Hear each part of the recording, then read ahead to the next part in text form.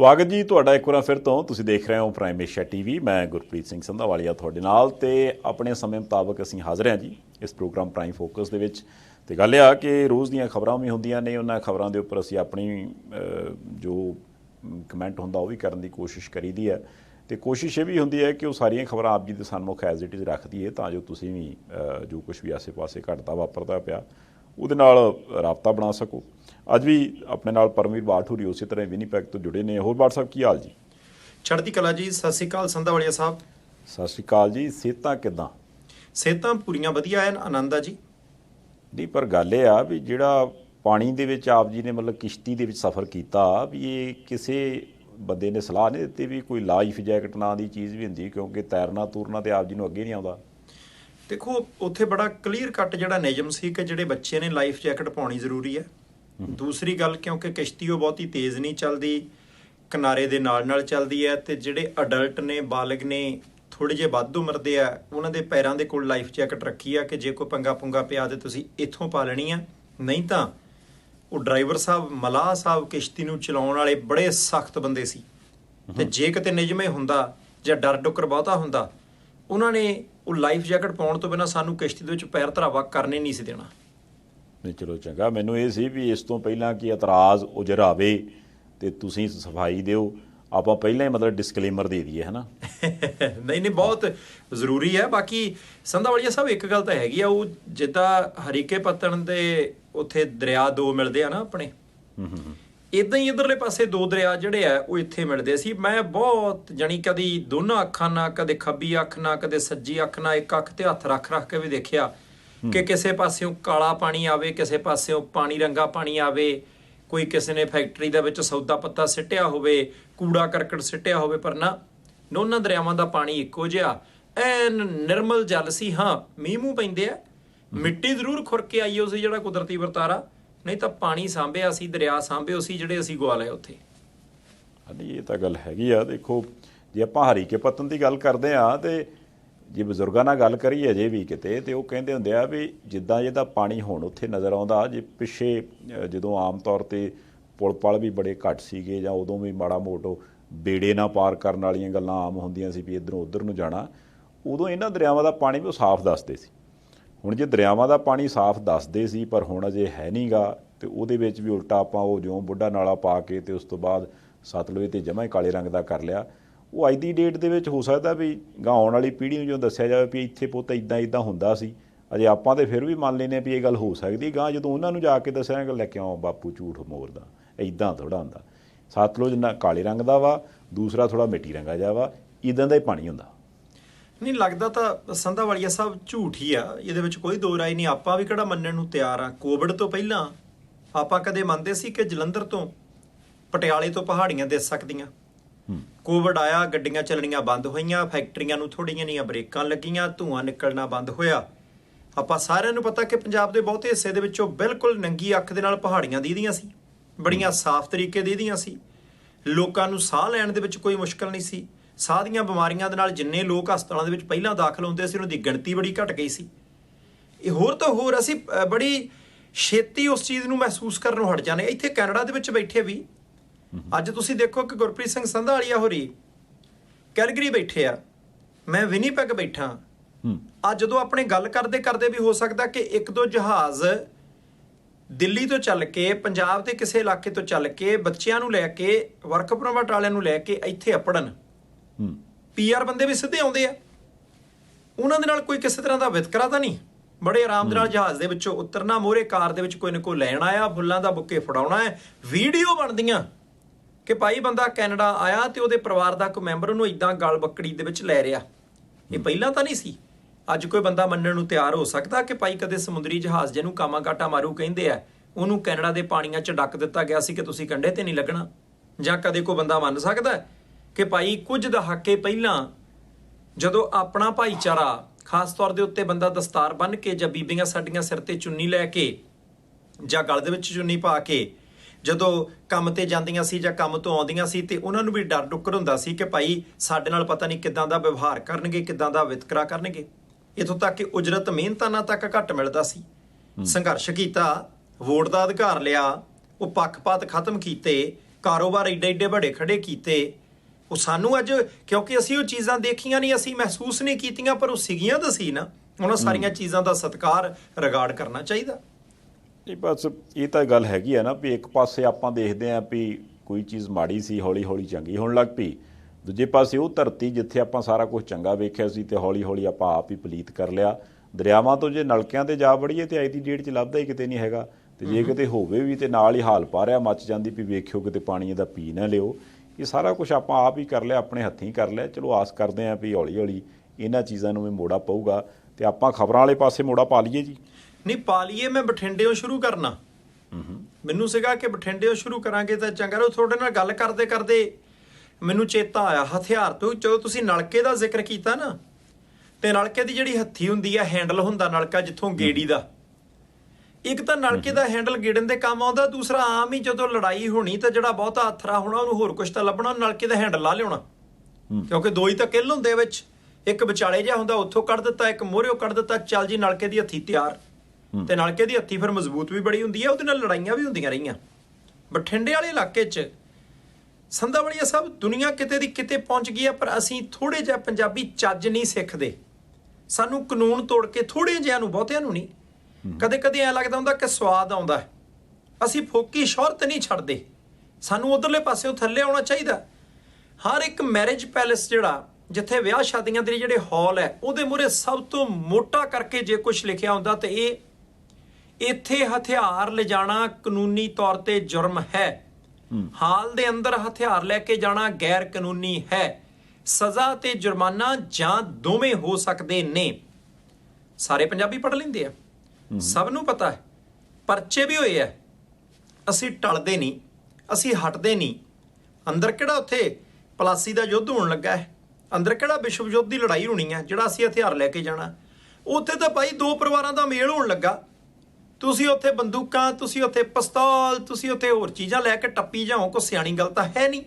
ਜੇ ਐਡੀ ਗੱਲ ਲੈ ਕੇ ਤੁਹਾਨੂੰ ਸਿਕਿਉਰਿਟੀ ਨਹੀਂ ਚਾਹੀਦਾ, ਨਾ ਆਓ, ਘਰੇ ਰਹੋ ਚਾਰ ਦੀਵਾਰੀ 'ਚ, ਅਗਲੇ ਦਾ ਵਿਆਹ ਕਾਹਨੂੰ ਖਰਾਬ ਕਰਦੇ ਹੋ। ਹੁਣ ਬਠਿੰਡੇ ਨੇੜੇ ਇੱਕ ਮੈਰਿਜ ਪੈਲੇਸ ਦੇ ਵਿੱਚ ਫਿਰ ਗੋਲੀਆਂ ਚੱਲੀਆਂ, ਤੇ ਸ਼ਾਇਦ ਇਹ ਪਹਿਲੀ ਵਾਰ ਹੋਇਆ। ਜੇ ਕਿਸੇ ਨੇ ਪਹਿਲਾਂ ਇਹ ਸੁਣਿਆ ਤਾਂ ਦੱਸ ਦਿਓ।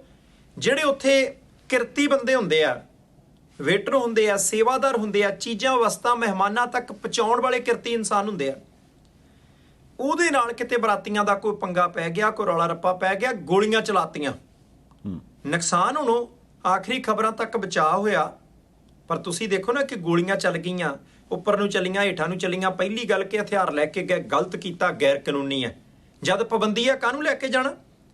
ਦੂਸਰਾ, ਜਿਹੜਾ ਬੰਦਾ ਉੱਥੇ ਕੰਮ ਕਰਨ ਆਇਆ, ਜਿਹੜਾ ਕਿਰਤੀ ਇਨਸਾਨ ਉੱਥੇ ਤੁਹਾਨੂੰ ਚੀਜ਼ਾਂ ਵਸਤਾਂ ਫੜਾਉਣ ਆਇਆ, ਸੰਧਾਵਾਲੀਆ ਸਾਹਿਬ, ਬੜੀ ਸਧਾਰਨ ਗੱਲ ਹੈ, ਬੜੀ ਸੌਖੀ ਜੀ ਗੱਲ। ਉਹਨੇ ਟਰੇ ਚੱਕਣੀ ਆ, ਟਰੇ ਦੇ ਵਿੱਚ ਪਲੇਟਾਂ, ਗਲਾਸ, ਕੌਲੀਆਂ, ਜਿਹੜੀ ਵੀ ਉਹਦੀ ਡਿਊਟੀ ਲੱਗੀ ਆ, 40-50 ਬੰਦੇ ਹੁੰਦੇ ਵਰਤਾਉਣ ਵਾਲੇ। ਉਹਨੇ ਜੇ 5 ਪਲੇਟਾਂ, ਉਹਦੇ ਉੱਥੇ ਮਾਮੇ ਦੇ ਨਿਆਣੇ ਨਹੀਂ ਆਏ, ਭੂਆ ਦੇ ਨਿਆਣੇ ਨਹੀਂ ਆਏ, ਰਿਸ਼ਤੇਦਾਰ ਨਹੀਂ ਆਏ, ਉਹਨੇ ਕਿਸੇ ਨਾ ਕਿਸੇ ਨੂੰ ਉਹ ਚੀਜ਼ ਫੜਾਉਣੀ ਆ। ਤੁਹਾਨੂੰ ਨਹੀਂ ਫੜਾਊਗਾ, ਕਿਸੇ ਹੋਰ ਨੂੰ ਫੜਾ ਦਊਗਾ। ਜੇ ਉਹਨੂੰ ਨਹੀਂ ਫੜਾਊਗਾ, ਤੁਹਾਨੂੰ ਫੜਾ ਦਊਗਾ।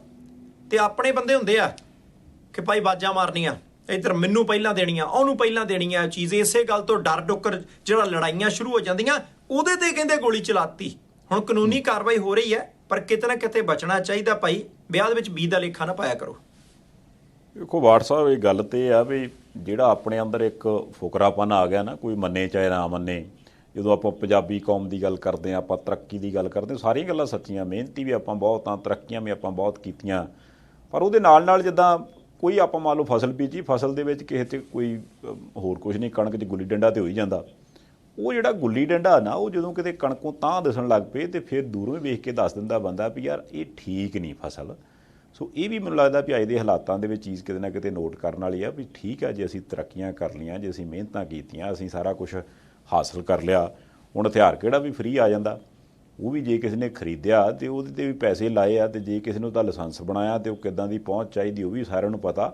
ਹਾਂ, ਜੇ ਸਾਰਾ ਕੁਛ ਅਸੀਂ ਕਰ ਲਿਆ ਤੇ ਕੀਤਾ ਆਪਣੀ ਸੁਰੱਖਿਆ ਲਈ, ਤੇ ਫਿਰ ਸੁਰੱਖਿਆ ਲਈ ਵਰਤਣਾ ਚਾਹੀਦਾ। ਆ ਜਿਹੜਾ ਧਮਾਤੜ ਬੰਦੇ ਦੇ ਕੰਨ ਦੇ ਲਾਗੋਂ ਦੀ ਕੱਢ ਕੇ ਤੇ ਟੌਰ ਬਣਾਉਣਾ, ਤੈਨੂੰ ਪਤਾ ਨਹੀਂ ਮੈਂ ਕਿਹੜਾ, ਇਹ ਆਦਤਾਂ ਆਪਾਂ ਛੱਡ ਦਈਏ। ਕਿਉਂਕਿ ਜੇ ਨਾ ਛੱਡਾਂਗੇ ਤੇ ਫਿਰ ਕਿਤੇ ਨਾ ਕਿਤੇ ਨੁਕਸਾਨ ਹੋ ਜਾਂਦਾ।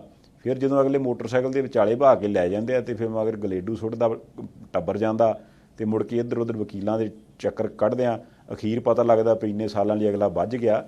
ਉਹ ਸਾਰੇ ਕੁਛ ਚੋਂ ਲੱਭਦਾ ਤੇ ਕੁਛ ਨਹੀਂ ਸਿਵਾਏ ਖੱਜਲ ਖੁਆਰੀ ਦੇ ਤੇ ਭਾਵੇਂ ਪੈਸੇ ਜਾੜਨ ਦੀ ਗੱਲ ਜਾਂ ਆਪਣਾ ਸਮਾਂ ਬਰਬਾਦ ਕਰਨ ਤੋਂ। ਸੋ ਮੈਨੂੰ ਲੱਗਦਾ ਹੁੰਦਾ ਵੀ ਕਿਤੇ ਨਾ ਕਿਤੇ ਆਪਾਂ ਨੂੰ ਸਿਆਣੇ ਬਣਨ ਦੀ ਲੋੜ ਆ। ਜੇ ਬਣ ਜਾਾਂਗੇ ਤਾਂ ਚੰਗੀ ਗੱਲ, ਜੇ ਨਾ ਬਣਾਂਗੇ ਤਾਂ ਫਿਰ ਇਹੋ ਕੁਛ ਹੈ ਜੋ ਆਪਾਂ ਵੇਖਣ ਡਿਆ। ਤੇ ਜੇ ਪਹੁੰਚਦਾ ਮੈਸੇਜ ਇੱਥੋਂ ਤੱਕ ਪਹੁੰਚ ਗਿਆ ਵੀ ਯਾਰ ਬੀਜੀ ਤਾਂ ਕਣਕ ਸੀ, ਨਿਕਲਿਆ ਨਰਾ ਗੁੱਲੀ ਡੰਡਾ ਹੀ, ਤੇ ਫਿਰ ਉਹੋ ਜਿਹੀ ਫਸਲ ਦਾ ਕਰਾਂਗੇ ਵੀ ਕੀ। ਨਹੀਂ ਕਰਦੇ ਤਾਂ ਤੁਸੀਂ ਵੀ ਧੱਕਾ ਹੀ ਆ ਸੰਧਾਲੀਆ ਸਾਹਿਬ। ਉਹਨਾਂ ਨੇ ਪਹਿਲਾਂ ਸਿਫਾਰਸ਼ਾਂ ਲੜਾ ਕੇ ਲਾਇਸੈਂਸ ਲਿਆ, 2-3 ਲੱਖ ਦਾ ਪਿਸਤੌਲ ਲਿਆ, ਤੁਸੀਂ ਗੁੱਲੀ ਡੰਡਾ ਕਹੀ ਜਾਂਦੇ ਹੋ। ਨਹੀਂ ਮੈਂ ਤਾਂ ਕਿਹਾ ਵੀ ਜਿਹੜਾ ਆਪਣੇ ਫੁਕਰਾਪੰਤੀ ਵਾਲਾ ਕੰਮ ਆ। ਆਹੋ ਵੀ ਹੁਣ ਮੰਨ ਲਓ ਜੇ ਆਪਾਂ ਫਸਲ ਤੇ ਨਸਲ ਦੀ ਗੱਲ ਕਰਦੇ ਹੁੰਦੇ ਆ, ਹੁਣ ਜੇ ਨਸਲ ਚੰਗੀ ਹੋਵੇ ਤਾਂ ਵੀ ਚੰਗਾ, ਜੇ ਫਸਲ ਚੰਗੀ ਹੋਵੇ ਤਾਂ ਵੀ ਚੰਗਾ। ਜੇ ਦੋਵਾਂ 'ਚ ਕੁਛ ਨਾ ਕੁਛ ਮਾੜੀ ਮੋਟੀ ਇਹੋ ਜਿਹੀ ਕਿਸੇ 'ਚ ਕੋਈ ਫੁਕਰਾਪੰਤੀ ਦਾ ਗੁੱਲੀ ਡੰਡਾ ਨਿਕਲ ਆਇਆ, ਉਹ ਹੈ ਤੇ ਗੱਲ ਮਾੜੀ ਹੈ। ਚਲੋ ਇਹ ਜੋ ਕੁਛ ਵੀ ਹੈਗਾ ਹੁੰਦੇ ਤੇ ਸਾਰੇ ਬੰਦੇ ਆਪੋ ਆਪਣੇ ਇੱਧਰ ਉੱਧਰ ਭਾਈਚਾਰੇ 'ਚੋਂ ਕਿਸੇ ਨਾ ਕਿਸੇ ਦੇ ਧੀ ਪੁੱਤ ਆ। ਜੇ ਕਿਸੇ ਨੂੰ ਕਹਿ ਲਓ ਤੇ ਅਗਲਾ ਕਿਸੇ ਵੇਲੇ ਵੈਸੇ ਅੱਖਾਂ ਜਿਹੀਆਂ ਕੱਢਦਾ, ਲੈ ਤੈਨੂੰ ਬੜਾ ਪਤਾ। ਜੇ ਮੰਨ ਵੀ ਜਾਵੇ ਤੇ ਫਿਰ ਵੀ ਪਰੇ ਜਾ ਕੇ ਐਵੇਂ ਅੱਡੀਆਂ ਜਿਹੀਆਂ ਘੜੀਸੀ ਜਾਣੀਆਂ ਹੁੰਦੀਆਂ ਵੀ ਇਹਨੇ ਮੈਨੂੰ ਟੋਕਤਾ ਹੀ, ਇਹਨੇ ਮੈਨੂੰ ਰੋਕਤਾ ਹੀ, ਇਹਨੇ ਮੇਰਾ ਟੌਰ ਨਹੀਂ ਬਣ ਦਿੱਤਾ। ਸੋ ਥੋੜ੍ਹੇ ਜਿਹੇ ਆਪਾਂ ਸਿਆਣੇ ਬਣ ਜਾਈਏ ਜੀ, ਫਿਰ ਆਪਣਾ ਹੀ ਭਲਾ ਇਹਦੇ 'ਚ। ਜੇ ਖਬਰਾਂ ਵਾਲੇ ਪਾਸੇ ਹੁਣ ਮੈਂ ਮੁੜਾਂ ਤੇ ਜੇ ਤੁਸੀਂ ਬਠਿੰਡੇ ਚੱਲ ਗਏ ਸੀ ਤੇ ਬਠਿੰਡੇ ਉੱਪਰ ਇਹ ਦੂਰ ਨਹੀਂ ਗਾ ਪਿੰਡ ਬਾਦਲ, ਤੇ ਉਸ ਬਾਦਲ ਪਿੰਡ ਦੇ ਵਿੱਚ ਇੱਕ ਪਰਿਵਾਰ ਵਸਦਾ ਜੀ, ਜਿਸ ਪਰਿਵਾਰ ਦੇ ਬਾਰੇ 'ਚ ਬੜਾ ਚਰਚਾ ਸੀਗਾ ਜੀ ਵੀ ਉਹਨਾਂ ਦਾ ਬੜਾ ਕਬਜ਼ਾ ਹੈ ਜੀ, ਉਹ ਛੱਡਦੇ ਨਹੀਂ ਜੀ, ਇਹ ਅਕਾਲੀ ਦਲ ਬਸ ਉਹਨਾਂ ਦੀ ਛਤਰ ਛਾਇਆ 'ਚ ਹੈ ਜੀ। ਪਿਛਲੇ ਦਿਨੀ ਬੜਾ ਇਸ ਚੀਜ਼ ਦਾ ਰੌਲਾ ਰੱਪਾ ਪਿਆ। ਹੁਣ ਸਰਦਾਰ ਸੁਖਬੀਰ ਸਿੰਘ ਬਾਦਲ ਸਾਹਿਬ ਨੇ ਨਵੇਂ ਸਿਰਿਓਂ ਇੱਕ ਤਰ੍ਹਾਂ ਨਾਲ ਘੜ ਕੇ ਬਣਾਤਾ। ਉਹ ਕਹਿੰਦੇ ਵੀ ਆਹ ਲਓ ਸਾਰਾ ਕੁਛ ਨਵਾਂ ਸੰਵਿਧਾਨ, ਤੇ 101-2 ਸਾਲ ਬਾਅਦ ਸ਼੍ਰੋਮਣੀ ਅਕਾਲੀ ਦਲ ਦਾ ਇੱਕ ਨਵਾਂ ਸੰਵਿਧਾਨ ਨਵੇਂ ਰੂਪ ਦੇ ਵਿੱਚ ਸਾਹਮਣੇ ਆ ਗਿਆ। ਤੇ ਉਹ ਕਹਿੰਦੇ ਵੀ ਇਸ ਨਵੇਂ ਰੂਪ ਦੇ ਨਾਲ ਜਦੋਂ ਹੁਣ ਅਕਾਲੀ ਦਲ ਸਾਹਮਣੇ ਆਊਗਾ ਤੇ ਪੰਜਾਬ ਦੇ ਵਿੱਚ ਅਕਾਲੀ ਦਲ ਦੀ ਚੜ੍ਹਦੀ ਕਲਾ ਹੋਊਗੀ। ਜਿਹੜੇ ਲੋਕ ਕਿਤੇ ਥੋੜ੍ਹੀ ਦੂਰੀ ਬਣਾ ਗਏ ਸੀ ਜਾਂ ਕੁਛ ਗੱਲਾਂ ਨੂੰ ਲੱਗਦੀਆਂ ਸੀ ਵੀ ਇੱਦਾਂ ਨਹੀਂ ਇੱਦਾਂ ਹੋਣਾ ਚਾਹੀਦਾ, ਜਾਂ ਕਿਸੇ ਨੂੰ ਲੱਗਦਾ ਸੀ ਵੀ ਇਸ ਤਾਂ ਦਰੀਆਂ ਹੀ ਝਾੜੀਆਂ ਨੇ, ਸਾਨੂੰ ਕਦੀ ਮੌਕਾ ਨਹੀਂ ਮਿਲਦਾ, ਸਾਰਿਆਂ ਨੂੰ ਮੌਕਾ ਮਿਲੂਗਾ, ਸਾਰਿਆਂ ਨੂੰ ਨੁਮਾਇੰਦਗੀ ਮਿਲੂਗੀ। ਤੇ ਇਹ ਜਿਹੜਾ ਢੰਗ ਤਰੀਕੇ ਨਾਲ ਅੱਗੇ ਚੱਲਣ ਵਾਲਾ ਉਹਨਾਂ ਨੇ ਰਾਹ ਅਖਤਿਆਰ ਕੀਤਾ, ਇਹਦੇ 'ਤੇ ਮੈਂ ਚਾਹੁੰਦਾ ਆਪਾਂ ਗੱਲਬਾਤ ਕਰ ਲਈਏ। ਡਿਟੇਲ 'ਚ ਕਰਨੀ ਚਾਹੀਦੀ ਹੈ ਸੰਧਾਵਾਲੀਆ ਸਾਹਿਬ ਗੱਲ। ਦੇਖੋ ਘੜੀ ਤਾਂ ਔਖੀ ਸੀ 1997 ਦੇ ਵਿੱਚ ਜਦੋਂ ਬਾਦਲ ਸਾਹਿਬ ਮੁੱਖ ਮੰਤਰੀ ਬਣੇ ਆ ਬੀਬੀ ਰਜਿੰਦਰ ਕੌਰ ਭੱਠਲ ਹੋਰਾਂ ਤੋਂ ਬਾਅਦ ਕਾਂਗਰਸ ਪਾਰਟੀ ਨੂੰ ਹਰਾ ਕੇ। 1997 ਤੋਂ ਲੈ ਕੇ ਤਾਂ 2017 ਤੱਕ ਦਾ ਸਮਾਂ ਜੇ ਆਪਾਂ ਐਂ ਕਹਿ ਲਈਏ ਨਾ ਸੱਤਾ ਭੋਗਣ ਦੇ ਪੱਖ ਤੋਂ ਅਕਾਲੀ ਦਲ ਦਾ ਸੁਨਹਿਰੀ ਯੁੱਗ ਰਿਹਾ। 20 ਸਾਲ ਦਾ ਸਮਾਂ 1997 ਤੋਂ ਲੈ ਕੇ 2017 ਦਾ, ਮੈਂ ਫਿਰ ਦੁਬਾਰਾ ਸ਼ਬਦ ਵਰਤਿਆ, ਸੱਤਾ ਭੋਗਣ ਦੇ ਪੱਖ ਤੋਂ, ਸੱਤਾ 'ਚ ਰਹਿਣ ਦੇ ਪੱਖ ਤੋਂ। ਇਹ 20 ਸਾਲ ਸੀ। ਇਹਨਾਂ 20 ਸਾਲਾਂ ਦੇ ਵਿੱਚੋਂ ਸਿਰਫ 5 ਸਾਲ ਅਕਾਲੀ ਦਲ ਸੱਤਾ 'ਚੋਂ ਬਾਹਰ ਰਿਹਾ। 1997 ਤੋਂ 2002 ਤੱਕ ਬਾਦਲ ਸਾਹਿਬ ਮੁੱਖ ਮੰਤਰੀ, 2 ਤੋਂ 7 ਤੱਕ ਕੈਪਟਨ ਸਾਹਿਬ, 7 ਤੋਂ 17 ਤੱਕ ਫਿਰ ਬਾਦਲ ਸਾਹਿਬ। ਜਾਣੀ ਕਿ 20 ਸਾਲਾਂ ਦੇ ਵਿੱਚੋਂ 15 ਸਾਲ ਪੰਜਾਬ ਦੇ ਵਿੱਚ ਸਰਕਾਰ ਚਲਾਉਣ ਦਾ ਮੌਕਾ ਸ਼੍ਰੋਮਣੀ ਅਕਾਲੀ ਦਲ ਨੂੰ ਮਿਲਿਆ। ਸੁਨਹਿਰੀ ਯੁੱਗ ਸੀ ਸੱਤਾ ਦੇ ਪੱਖ ਤੋਂ। ਪਰ ਇਹ ਉਹ ਯੁੱਗ ਸੀ, ਤੁਸੀਂ ਦੇਖੋ ਕਿ ਜਦੋਂ ਕਿਹਾ ਜਾਂਦਾ ਸੀ ਕਿ ਸੁਖਬੀਰ ਸਿੰਘ ਬਾਦਲ ਸਾਹਿਬ ਨੇ ਮਾਈਕਰੋ ਮੈਨੇਜਮੈਂਟ ਕੀਤੀ ਹੈ, ਯੂਥ ਵਿੰਗ ਨੂੰ ਅੱਗੇ ਤੋਰਿਆ, ਬੂਥ ਪੱਧਰ ਦੇ ਉੱਤੇ ਉਹਨਾਂ ਨੇ ਨੌਜਵਾਨਾਂ ਦੀਆਂ ਡਿਊਟੀਆਂ ਲਾ ਕੇ ਵੋਟਰ ਆਪਣੇ ਹੱਕ 'ਚ ਕਰ ਲਿਆ। ਜੇ ਯਾਦ ਹੋਵੇ ਸਾਰਿਆਂ ਨੂੰ, ਜਿਹੜੇ ਸਿਆਸੀ ਤੌਰ ਦੇ ਉੱਤੇ ਮਸ ਰੱਖਣ ਵਾਲੇ ਪੰਜਾਬੀ ਨੇ, ਦੇਸ਼ 'ਚ ਵਸਦੇ ਆ ਭਾਵੇਂ ਵਿਦੇਸ਼ 'ਚ, ਉਦੋਂ ਸਾਰੇ ਕਹਿੰਦੇ ਹੁੰਦੇ ਸੀ ਬਾਕੀ ਪਾਰਟੀਆਂ ਪੰਜਾਬ 'ਚੋਂ ਖਤਮ ਹੀ ਹੋ ਜਾਣੀਆਂ। ਐਵਰੇਜ ਔਸਤਨ ਹਰ 15 ਦਿਨ ਹੀ ਕਿਸੇ ਨਾ ਕਿਸੇ ਪਾਰਟੀ ਦਾ ਕੋਈ ਨਾ ਕੋਈ ਵੱਡਾ ਲੀਡਰ ਸ਼੍ਰੋਮਣੀ ਅਕਾਲੀ ਦਲ 'ਚ ਸ਼ਾਮਲ ਹੋ ਜਾਂਦਾ ਸੀ। ਔਸਤਨ ਲੱਗਦਾ ਹੀ ਨਹੀਂ ਸੀ ਕਿ ਅਕਾਲੀ ਦਲ ਸੱਤਾ 'ਚੋਂ ਬਾਹਰ ਆਊਗਾ। ਸੁਖਬੀਰ ਸਿੰਘ ਬਾਦਲ ਸਾਹਿਬ ਖੁਦ ਕਹਿੰਦੇ ਸੀ 25 ਸਾਲ ਰਾਜ ਕਰਨਾ, 25 ਸਾਲ ਰਾਜ ਕਰਨਾ। ਠੀਕ ਹੈ। ਹੁਣ ਜਦੋਂ ਹਾਲਾਤ ਇਹ ਬਣ ਗਏ, ਕਾਂਗਰਸ ਦੇ ਵਿੱਚ ਲੜਾਈ ਨਹੀਂ ਸੀ ਮੁੱਕਦੀ। ਕਦੇ ਬਾਜਵਾ ਸਾਹਿਬ ਕੈਪਟਨ ਸਾਹਿਬ, ਕਦੇ ਬੀਬੀ ਭੱਠਲ ਕੈਪਟਨ ਸਾਹਿਬ, ਕਦੇ ਕੋਈ ਸਾਹਿਬ ਤੇ ਕਦੇ ਕੋਈ ਸਾਹਿਬ। ਤੀਸਰੀ ਪਾਰਟੀ ਕੋ ਉੱਠਦੀ ਨਹੀਂ ਸੀ। ਮਨਪ੍ਰੀਤ ਸਿੰਘ ਬਾਦਲ ਹੋਰਾਂ ਨੇ ਕੋਸ਼ਿਸ਼ ਕੀਤੀ, ਮੂਧੜੇ ਮੂੰਹ ਡਿੱਗ ਪਏ ਸੀ। ਉਹ ਸਾਰੀਆਂ ਸਥਿਤੀਆਂ ਦੇ ਵਿੱਚ ਅਕਾਲੀ ਦਲ ਬਹੁਤ ਉੱਪਰ ਸੀ। ਪਰ ਇਹਨਾਂ 20 ਸਾਲਾਂ ਦੇ ਵਿੱਚੋਂ 15 ਸਾਲ ਸੱਤਾ ਸੁੱਖ ਭੋਗਣ ਦੇ ਬਾਵਜੂਦ ਵੀ ਅਕਾਲੀ ਦਲ 2017 'ਚ ਰਿਹਾ, ਫਿਰ 19 ਦੀ ਲੋਕ ਸਭਾ ਚੋਣ ਹਰਿਆ, ਫਿਰ 2022 ਦੀ ਵਿਧਾਨ ਸਭਾ ਚੋਣ ਦੇ ਵਿੱਚ 3 ਸੀਟਾਂ ਤੱਕ ਸੀਮਤ ਹੋ ਗਿਆ ਬਹੁਜਨ ਸਮਾਜ ਪਾਰਟੀ ਦੇ ਨਾਲ ਸਮਝੌਤਾ ਕਰਨ ਦੇ ਬਾਵਜੂਦ। ਤੇ ਉਹ ਸਮਾਂ ਲੱਗਦਾ ਸੀ ਕਿ ਠੀਕ ਹੈ ਬਈ, ਇੱਕ ਹਵਾਲਾ ਜੇ ਅਸੀਂ 15 ਸਾਲਾਂ ਦੀ ਸੱਤਾ ਦਾ ਥੱਲੇ ਆ ਗਿਆ। ਤੇ ਸਾਡੇ ਤੁਹਾਡੇ ਲਈ ਤਾਂ ਸੰਧਾਲੀਆ ਸਾਹਿਬ ਇੱਕ ਗੱਲ ਹੈ, ਕਿਉਂਕਿ 100 ਸਾਲ ਤੋਂ ਪੁਰਾਣੀ ਪਾਰਟੀ ਹੈ, ਖੇਤਰੀ ਪਾਰਟੀ ਹੈ। ਹੁਣ ਉਹਦੇ ਪ੍ਰਧਾਨ ਸੁਖਬੀਰ ਸਿੰਘ ਬਾਦਲ ਸਾਹਿਬ ਨੇ ਕਿੰਨਾ ਪ੍ਰੈਸ਼ਰ ਸੀ ਕਿ ਭਾਈ ਪਾਰਟੀ ਸੀਟਾਂ ਹੀ ਹਾਰ ਗਈ। 97 ਸੀਟਾਂ ਤੇ ਚੋਣ ਲੜੀ ਆ, 3 ਜਿੱਤੀਆਂ, 94 ਸੀਟਾਂ ਅਕਾਲੀ ਦਲ ਹਰਿਆ। ਹੁਣ ਉਹਦੇ ਵਿੱਚੋਂ ਜ਼ਮਾਨਤਾਂ ਜ਼ਬਤ ਹੋਣਾ, ਚੌਥੇ ਨੰਬਰ ਤੇ ਉਮੀਦਵਾਰਾਂ ਦਾ ਆਉਣਾ। ਸੰਗਰੂਰ ਲੋਕ ਸਭਾ ਹਲਕੇ ਦੀ ਜ਼ਿਮਨੀ ਚੋਣ ਦੇ ਵਿੱਚ ਤਾਂ ਸਭ ਤੋਂ ਹੀ ਕੰਮ ਥੱਲੇ ਆ ਗਿਆ। ਜ਼ਮਾਨਤ ਵੀ ਜ਼ਬਤ ਹੋਈ, ਭਾਰਤੀ ਜਨਤਾ ਪਾਰਟੀ ਤੋਂ ਵੀ ਥੱਲੇ ਚਲੇ ਗਏ, ਪਾਰਟੀ ਦੇ ਅੰਦਰੋਂ ਵਿਰੋਧੀ ਸੁਰਾਂ ਉੱਠਣ ਲੱਗ ਪਈਆਂ, ਸੁਖਬੀਰ ਸਿੰਘ ਬਾਦਲ ਸਾਹਿਬ ਨੂੰ ਚੁਣੌਤੀ ਮਿਲਣ ਲੱਗ ਪਈ। ਫਿਰ ਇਕਬਾਲ ਸਿੰਘ ਝੁੰਦਾ ਕਮੇਟੀ ਬਣਾਤੀ ਕਿ ਤੁਸੀਂ ਜਾ ਕੇ ਵਰਕਰਾਂ ਤੋਂ ਪੁੱਛੋ ਹੋਇਆ ਕੀ। ਉਹਨਾਂ ਦੀ ਰਿਪੋਰਟ ਆਈ, ਜਗਮੀਤ ਸਿੰਘ ਬਰਾੜ ਸਾਹਿਬ, ਚੰਦੂ ਮਾਜਰਾ ਸਾਹਿਬ, ਕਈ ਸਾਹਿਬ ਜਿਹੜੇ ਸੀ ਉਹਨਾਂ ਦੀ, ਅਟਵਾਲ ਸਾਹਿਬ, ਉਹਨਾਂ ਦੀ ਮੀਟਿੰਗ ਦੀ ਚਰਚਾ ਚੱਲੀ। ਮਨਪ੍ਰੀਤ ਸਿੰਘ ਇਆਲੀ ਨੇ ਰਾਸ਼ਟਰਪਤੀ ਦੀ ਚੋਣ ਦੇ ਵਿੱਚ ਵੋਟ ਪਾਉਣ ਤੋਂ ਨਾ ਕਰ ਦਿੱਤੀ, ਪਾਰਟੀ ਦੇ ਦੂਸਰੇ ਪਾਸੇ ਜਾ ਕੇ ਸਟੈਂਡ ਲੈ ਲਿਆ। ਜਾਣੀ ਇੱਕ ਤੋਂ ਬਾਅਦ ਇੱਕ ਖਬਰਾਂ ਇਦਾਂ ਦੀਆਂ ਆਉਂਦੀਆਂ ਸੀ, ਲੱਗਦਾ ਸੀ ਕਿ ਅਕਾਲੀ ਦਲ ਬਹੁਤ ਖਤਰਨਾਕ ਮੋੜ ਦੇ ਉੱਤੇ ਪਹੁੰਚ ਗਿਆ, ਸੰਘਰਸ਼ਾਂ ਵਾਲੀ ਪਾਰਟੀ। ਹੁਣ ਸੁਖਬੀਰ ਸਿੰਘ ਬਾਦਲ ਸਾਹਿਬ ਨੇ ਜਿਹੜਾ ਐਲਾਨ ਕੀਤਾ, ਦੇਖੋ ਇੱਕ ਗੱਲ ਤਾਂ ਮੰਨਣੀ ਪਊ, ਕੋਈ ਬੰਦਾ ਜੇ ਗਲਤੀ ਹੋਈ ਹੈ ਸੁਧਾਰਨੀ ਚਾਹੀਦੀ ਹੈ। ਅਸੀਂ ਇਹ ਨਹੀਂ ਕਹਿੰਦੇ ਕਿ ਗਲਤੀ ਹੋਈ ਹੈ ਸੁਧਾਰੀ ਨਹੀਂ ਜਾ ਸਕਦੀ, ਹਰ ਬੰਦਾ, ਹਰ ਜਥੇਬੰਦੀ, ਹਰ ਪਾਰਟੀ ਸੁਧਾਰ ਸਕਦੀ ਹੈ। ਇਹ ਗੱਲਾਂ ਨਾ ਕਰਦੇ ਤਾਂ ਇੱਥੇ ਤੱਕ ਨੌਬਤ ਨਹੀਂ ਸੀ ਆਉਣੀ। ਚਲੋ ਹੁਣ ਵੀ ਸੁਧਾਰ ਹੋਇਆ। ਹੁਣ ਸਭ ਤੋਂ ਪਹਿਲਾ ਫੈਸਲਾ ਜਿਹੜਾ ਕੀਤਾ ਗਿਆ, ਇੱਕ ਪਰਿਵਾਰ ਇੱਕ ਟਿਕਟ, ਬੜਾ ਵਧੀਆ ਫੈਸਲਾ ਹੈ। ਸ਼੍ਰੋਮਣੀ ਅਕਾਲੀ ਦਲ 'ਚ ਜਿਹੜੇ ਬੰਦੇ ਕੰਮ ਕਰਦੇ ਆ, ਤੁਸੀਂ ਦਰੀਆਂ ਝਾੜਨ ਸ਼ਬਦ ਵਰਤਿਆ, ਰੈਲੀਆਂ 'ਚ ਇਕੱਠ ਕਰਦੇ, ਰੋਡ ਸ਼ੋਅ 'ਚ ਜਾਂਦੇ ਆ, ਧਰਨਿਆਂ 'ਚ ਹਿੱਸਾ ਲੈਂਦੇ ਆ, ਪੁਲਿਸ ਦੀਆਂ ਡਾਂਗਾਂ ਖਾਂਦੇ ਆ, ਪਾਰਟੀ ਦੇ ਪ੍ਰੋਗਰਾਮ ਨੂੰ ਵਰਕਰਾਂ ਤੱਕ, ਵਰਕਰਾਂ ਤੋਂ ਵੋਟਰਾਂ ਤੱਕ ਲੈ ਕੇ ਜਾਂਦੇ ਆ। ਉਹਨਾਂ ਦਾ ਹੱਕ ਬਣਦਾ ਬਲਾਕ ਸੰਮਤੀ ਦੀ ਚੋਣ ਲੜਨ, ਜ਼ਿਲ੍ਹਾ ਪ੍ਰੀਸ਼ਦ ਦੀ ਚੋਣ ਲੜਨ, ਵਿਧਾਨ ਸਭਾ ਦੀ ਚੋਣ ਲੜਨ, ਚੇਅਰਪਰਸਨ ਲੱਗਣ। ਕਿਉਂ ਨਹੀਂ ਹੱਕ ਬਣਦਾ? ਪਰ ਇੱਕੋ ਹੀ ਟੱਬਰ ਦੇ ਵਿੱਚ ਸਾਰਾ ਕੁਝ, ਤੁਹਾਨੂੰ ਯਾਦ ਹੋਣਾ ਕੀ ਚਰਚਾ ਚੱਲਦੀ ਸੀ ਕਿ ਵੱਡੇ ਬਾਦਲ ਸਾਹਿਬ ਮੁੱਖ ਮੰਤਰੀ, ਸੁਖਬੀਰ ਸਿੰਘ ਬਾਦਲ ਸਾਹਿਬ ਉਪ ਮੁੱਖ ਮੰਤਰੀ, ਮਨਪ੍ਰੀਤ ਸਿੰਘ ਬਾਦਲ ਸਾਹਿਬ ਵਿੱਤ ਮੰਤਰੀ, ਮਜੀਠੀਆ ਸਾਹਿਬ ਮੰਤਰੀ, ਬੀਬੀ ਬਾਦਲ ਕੇਂਦਰ 'ਚ ਮੰਤਰੀ, ਆਦੇਸ਼ ਪ੍ਰਤਾਪ ਸਿੰਘ ਕੈਰੋਂ ਕੈਬਨਿਟ ਮੰਤਰੀ। ਚਾਹੇ ਟੱਬਰ ਸੀ ਚਾਹੇ ਰਿਸ਼ਤੇਦਾਰ ਸੀ, ਉੱਥੇ ਇੱਕ ਸੀਗਾ ਨਾ ਕੰਮ। ਤੇ ਉਦੋਂ ਕਹਿੰਦੇ ਸੀ ਕਿ ਬਾਦਲ ਪਰਿਵਾਰ ਜਿਹੜਾ ਅਕਾਲੀ ਦਲ ਦੇ ਉੱਤੇ ਬਹੁਤ ਜ਼ਿਆਦਾ ਪ੍ਰਭਾਵ ਪਾਉਣ ਲੱਗ ਪਿਆ। ਚੰਗੀ ਗੱਲ ਹੈ ਕਿ ਕਿਹਾ ਕਿ ਇੱਕ ਟੱਬਰ ਦੇ ਵਿੱਚੋਂ ਇੱਕ ਟਿਕਟ ਮਿਲਣੀ ਹੈ, ਪਰ ਜੇ ਆਹੀ ਕੰਮ ਕਿਤੇ ਪਹਿਲਾਂ ਕੀਤਾ ਹੁੰਦਾ, ਵਿਧਾਨ ਸਭਾ ਦੀ ਚੋਣ ਹਾਰਨ ਦੀ ਨੌਬਤ ਵੀ ਨਹੀਂ ਸੀ ਆਉਣੀ ਤੇ ਨਾ ਹੀ ਅਕਾਲੀ ਦਲ ਇੰਨਾ ਥੱਲੇ ਜਾਣਾ ਸੀ। ਨਹੀਂ, ਇਹ ਗੱਲਾਂ ਤੁਹਾਡੀਆਂ ਬਿਲਕੁਲ ਠੀਕ ਆ। ਬਾਕੀ ਮੈਨੂੰ ਲੱਗਦਾ ਹੈ ਕਿ ਵੀ ਜਿਸ ਹਿਸਾਬ ਨਾਲ ਇੱਕ ਲੰਮਾ ਚੌੜਾ ਉਹਨਾਂ ਨੇ ਫੈਸਲਾ ਕੀਤਾ ਤੇ ਇੰਨੇ ਦਿਨਾਂ ਬਾਅਦ ਕੀਤਾ, ਕਿਉਂਕਿ ਜੇ ਆਪਾਂ ਇਹ ਵੀ ਦੱਸ ਦਈਏ ਵੀ ਜਦੋਂ ਝੁੰਦਾ ਕਮੇਟੀ ਵਾਲੀ ਰਿਪੋਰਟ ਸਾਹਮਣੇ ਆਈ ਸੀ, ਉਸ ਤੋਂ ਬਾਅਦ ਜਦੋਂ ਅਕਾਲੀ ਦਲ ਦਾ ਪੂਰਾ ਢਾਂਚਾ ਭੰਗ ਕਰਕੇ ਇਕੱਲੇ ਪ੍ਰਧਾਨ ਸੁਖਬੀਰ ਸਿੰਘ ਬਾਦਲ ਸਾਹਿਬ ਰਹਿ ਗਏ ਸੀ, ਉਸ ਤੋਂ ਬਾਅਦ ਲੱਗਦਾ ਸੀ ਵੀ ਸ਼ਾਇਦ ਅੱਜ ਨਹੀਂ, ਕੱਲ੍ਹ ਨਹੀਂ, ਪਰਸੋਂ ਕੋਈ ਚੰਦ ਜਿਹੜੇ ਐਲਾਨ ਆ ਅਹੁਦੇਦਾਰਾਂ ਦੇ ਉਹ ਕਰ ਦਿੱਤੇ ਜਾਣਗੇ। ਪਰ ਕਾਫੀ ਦਿਨ ਲੰਘ ਗਏ। ਉਸ ਤੋਂ ਬਾਅਦ ਉਹਨਾਂ ਨੇ ਪਹਿਲਾਂ ਇਹ ਫੈਸਲਾ ਕੀਤਾ ਕਿ ਵੀ ਸਟਰਕਚਰ ਜਿਹੜਾ ਉਹ ਕਿੱਦਾਂ ਦਾ ਹੋਊਗਾ, ਫਿਰ ਉਸ ਸਟਰਕਚਰ ਦੇ ਹਿਸਾਬ ਨਾਲ ਵੱਖ-ਵੱਖ ਅਹੁਦੇਦਾਰੀਆਂ ਜਿਹੜੀਆਂ ਨੇ ਉਹ ਦਿੱਤੀਆਂ ਜਾਣਗੀਆਂ। ਚੰਗੀ ਗੱਲ ਆ। ਦੂਜੀ ਗੱਲ ਇਹ ਵੀ ਹੈ ਬਾਠ ਸਾਹਿਬ ਕਿ ਵੀ ਇਹ ਜਿਹੜਾ ਇੱਕ ਟਿਕਟ ਇੱਕ ਪਰਿਵਾਰ 'ਚ ਦੇਣੀ ਹੈ ਨਾ ਜੀ, ਹੁਣ ਗੱਲ ਆ ਵੀ ਫੈਸਲਾ ਉਹਨਾਂ ਦਾ, ਉਹ ਦਿੰਦੇ ਨੇ ਨਹੀਂ ਦਿੰਦੇ ਵੱਖਰੀ ਗੱਲ ਹੈ, ਪਰ ਦੂਸਰੇ ਪਾਸੇ ਜਿਹੜੇ ਵਿਰੋਧੀ ਨੇ ਉਹਨਾਂ ਨੂੰ ਵੀ ਆਪੋ ਆਪਣੀ ਟੀਕਾ ਟਿੱਪਣੀ ਕਰਨ ਦਾ ਮੌਕਾ ਮਿਲ ਜਾਂਦਾ। ਉਹ ਇਹ ਕਹਿੰਦੇ ਨੇ ਜੀ ਕਿ ਵੀ ਇੱਕ ਪਰਿਵਾਰ ਜਦੋਂ ਇਹ ਗਿਣਦੇ ਨੇ ਤੇ ਇੱਕ ਪਰਿਵਾਰ ਕਿਵੇਂ, 5-4 ਬੰਦੇ ਤੁਸੀਂ ਹੁਣੇ ਗਿਣਾਇਆ। ਜੇ ਆਪਾਂ ਵੱਡੇ ਬਾਦਲ ਸਾਹਿਬ ਦੀ ਗੱਲ ਕਰ ਲਈ, ਚਲੋ ਉਹਨਾਂ ਨੇ ਹੁਣ ਕਹਿੰਦੇ ਵੀ ਇਲੈਕਸ਼ਨ ਲੜਨੀ ਨਹੀਂ, ਇੱਕ ਤਰ੍ਹਾਂ ਨਾਲ ਸੰਨਿਆਸ ਆ। ਹੁਣ ਜੇ ਇੱਕ ਪਰਿਵਾਰ ਦੀ ਗੱਲ ਕਰੀਏ ਤੇ ਸੁਖਬੀਰ ਸਿੰਘ ਬਾਦਲ ਸਾਹਿਬ ਹੋ ਗਏ, ਤੇ ਜੇ ਕੱਲ੍ਹ ਨੂੰ ਮੰਨ ਲਓ ਲੋਕ ਸਭਾ ਦੀ ਗੱਲ ਆਉਂਦੀ ਹੈ ਤੇ ਕੀ ਹਰਸਿਮਰਤ ਬਾਦਲ ਹੋਰਾਂ ਨੂੰ ਟਿਕਟ ਨਹੀਂ ਦੇਣਗੇ? ਫਿਰ ਸਵਾਲ ਇਹ ਵੀ ਆ ਜਾਂਦਾ ਵੀ ਜੇ ਆਪਾਂ ਇੱਧਰ ਮਜੀਠੀਆ ਸਾਹਿਬ ਦੀ ਗੱਲ ਕਰੀਏ ਤੇ ਉਹ ਵੀ ਤੇ ਇੱਕ ਤਰ੍ਹਾਂ ਦਾ ਪਰਿਵਾਰ ਹੀ ਹੈ। ਜੇ ਪੱਟੀ ਵਾਲੀ ਏਰੀਆ ਵਾਲੇ ਪਾਸੇ ਗੱਲ ਕਰੀਏ ਤੇ ਆਦੇਸ਼ ਪ੍ਰਤਾਪ ਸਿੰਘ ਕੈਰੋਂ ਸਾਹਿਬ, ਉਹ ਵੀ ਇੱਕ ਤਰ੍ਹਾਂ ਨਾਲ ਪਰਿਵਾਰ ਦੇ ਵਿੱਚੋਂ ਹੀ ਹੈ, ਕਿ ਉੱਧਰ ਟਿਕਟ ਫਿਰ ਨਹੀਂ ਦਿੱਤੀ ਜਾਊਗੀ। ਹੁਣ ਗੱਲ ਇਹ ਆ ਵੀ ਜਿਹੜਾ ਪਹਿਲਾਂ ਤੁਹਾਨੂੰ ਯਾਦ ਹੋਣਾ, ਇੱਕ ਵਾਰ ਇੱਕ ਮੇਰਾ ਖਿਆਲ ਚਰਚਾ ਵੀ ਚੱਲੀ ਸੀ ਕਿ ਜਦੋਂ ਸੱਤਾ ਦੇ ਵਿੱਚ ਹੁੰਦਿਆਂ ਅਕਾਲੀ ਦਲ ਦੀ ਸਰਕਾਰ ਵੇਲੇ 30 ਦੇ ਲਾਗੇ ਬੰਨੇ MLA ਸਾਹਿਬਾਨ, ਮੰਤਰੀ ਸਾਹਿਬਾਨ ਆਪਸ ਦੇ ਵਿੱਚ ਦੂਰ ਨੇੜੇ ਦੀ ਰਿਸ਼ਤੇਦਾਰੀ ਵਾਲੇ ਸੀਗੇ। ਹੁਣ 30 ਦੇ ਨੇੜੇ ਟਿਕਟਾਂ ਜਿਹੜੀਆਂ ਨੇ ਜੇ ਉਦੋਂ ਇੱਧਰ ਉੱਧਰ ਪਰਿਵਾਰਾਂ ਦੇ ਵਿੱਚ ਦਿੱਤੀਆਂ ਸੀ, ਤੇ ਹੁਣ ਜਦੋਂ ਦੁਬਾਰਾ ਮੌਕਾ ਆਊਗਾ ਉਦੋਂ ਫਿਰ ਪਰਿਵਾਰ ਜਿਹੜਾ ਉਹ ਕਿਵੇਂ ਗਿਣਿਆ ਜਾਊਗਾ ਵੀ ਆਹ ਇੱਕ ਵੱਖਰਾ ਪਰਿਵਾਰ ਆ ਜਾਂ ਇਹ ਆਪਣਾ ਪਰਿਵਾਰ ਆ? ਇਹ ਇੱਕ ਸਭ ਤੋਂ ਵੱਡਾ ਸਵਾਲ ਹੈ ਮੇਰੇ ਖਿਆਲ ਨਾਲ। ਜਦ ਤੱਕ ਉਹ ਸਮਾਂ ਆਉਂਦਾ ਨਹੀਂ, ਟਿਕਟਾਂ ਵੰਡੀਆਂ ਨਹੀਂ ਜਾਂਦੀਆਂ, ਉਨੀ ਦੇਰ ਤੱਕ ਤੇ ਫਿਰ ਵਿਰੋਧੀਆਂ ਨੂੰ ਟੀਕਾ ਟਿੱਪਣੀ ਕਰਨ ਦਾ ਹੱਕ ਰਹਿਣਾ ਹੀ ਹੈ।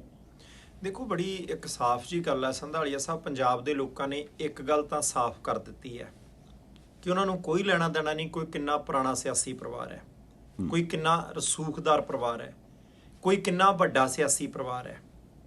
92 ਬੰਦੇ ਜਿਹੜੇ ਆਮ ਆਦਮੀ ਪਾਰਟੀ ਦੇ ਜਿੱਤੇ ਆ, ਇਹਨਾਂ ਦੇ ਵਿੱਚੋਂ ਕਿੰਨੇ ਕੁ ਬੰਦੇ ਜਿਹੜੇ ਵੱਡੇ ਸਿਆਸੀ ਪਰਿਵਾਰਾਂ ਦੇ ਨਾਲ ਸੰਬੰਧ ਰੱਖਦੇ ਸੀ?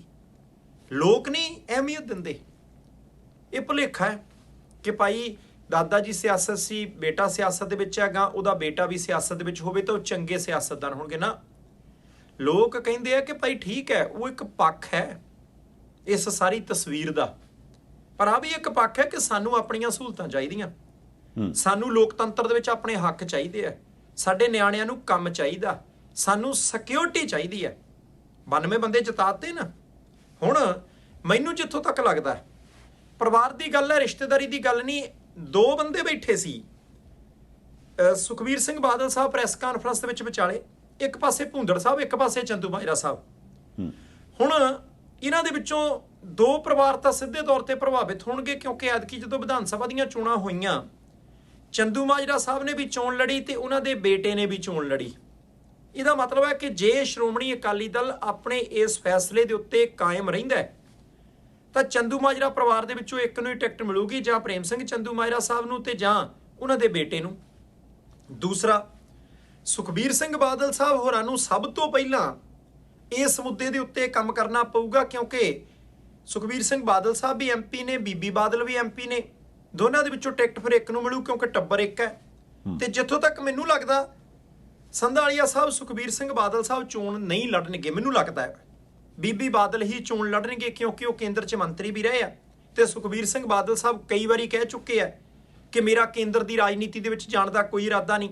ਕਿਉਂਕਿ ਜੇ ਪ੍ਰਕਾਸ਼ ਸਿੰਘ ਬਾਦਲ ਸਾਹਿਬ ਹੁਣ ਸਰਗਰਮ ਰਾਜਨੀਤੀ ਤੋਂ ਲਾਂਭੇ ਰਹਿੰਦੇ ਆ ਤਾਂ ਇਦਾਂ ਨਹੀਂ ਹੋ ਸਕਦਾ ਕਿ ਬਾਦਲ ਪਰਿਵਾਰ ਦਾ ਕੋਈ ਵੀ ਮੈਂਬਰ ਜਿਹੜਾ ਹੈ ਉਹ ਸੂਬੇ ਦੀ ਰਾਜਨੀਤੀ ਦੇ ਵਿੱਚ ਸਰਗਰਮ ਨਾ ਰਹੇ। ਹਾਂ, ਇਲੈਕਸ਼ਨ ਫਿਰੋਜ਼ਪੁਰ ਤੋਂ ਲੜੀ ਜਾਂਦੀ ਹੈ ਕਿ ਬਠਿੰਡੇ ਤੋਂ ਲੜੀ ਜਾਂਦੀ ਹੈ, ਇਹ ਫੈਸਲਾ ਬਾਅਦ ਵਿੱਚ ਹੋਊਗਾ, ਪਰ ਬਹੁਤੀ ਸੰਭਾਵਨਾ ਹੈ ਕਿ ਬੀਬੀ ਬਾਦਲ ਚੋਣ ਲੜਨਗੇ। ਵੈਸੇ ਵੀ ਦੋਨਾਂ ਹਲਕਿਆਂ ਤੋਂ ਜੇ ਚੋਣ ਲੜਦੇ, ਇਹ ਬਾਦਲ ਪਰਿਵਾਰ ਦੇ ਲਈ ਥੋੜਾ ਜਿਹਾ ਸੌਖਾ ਵੀ ਹੈ।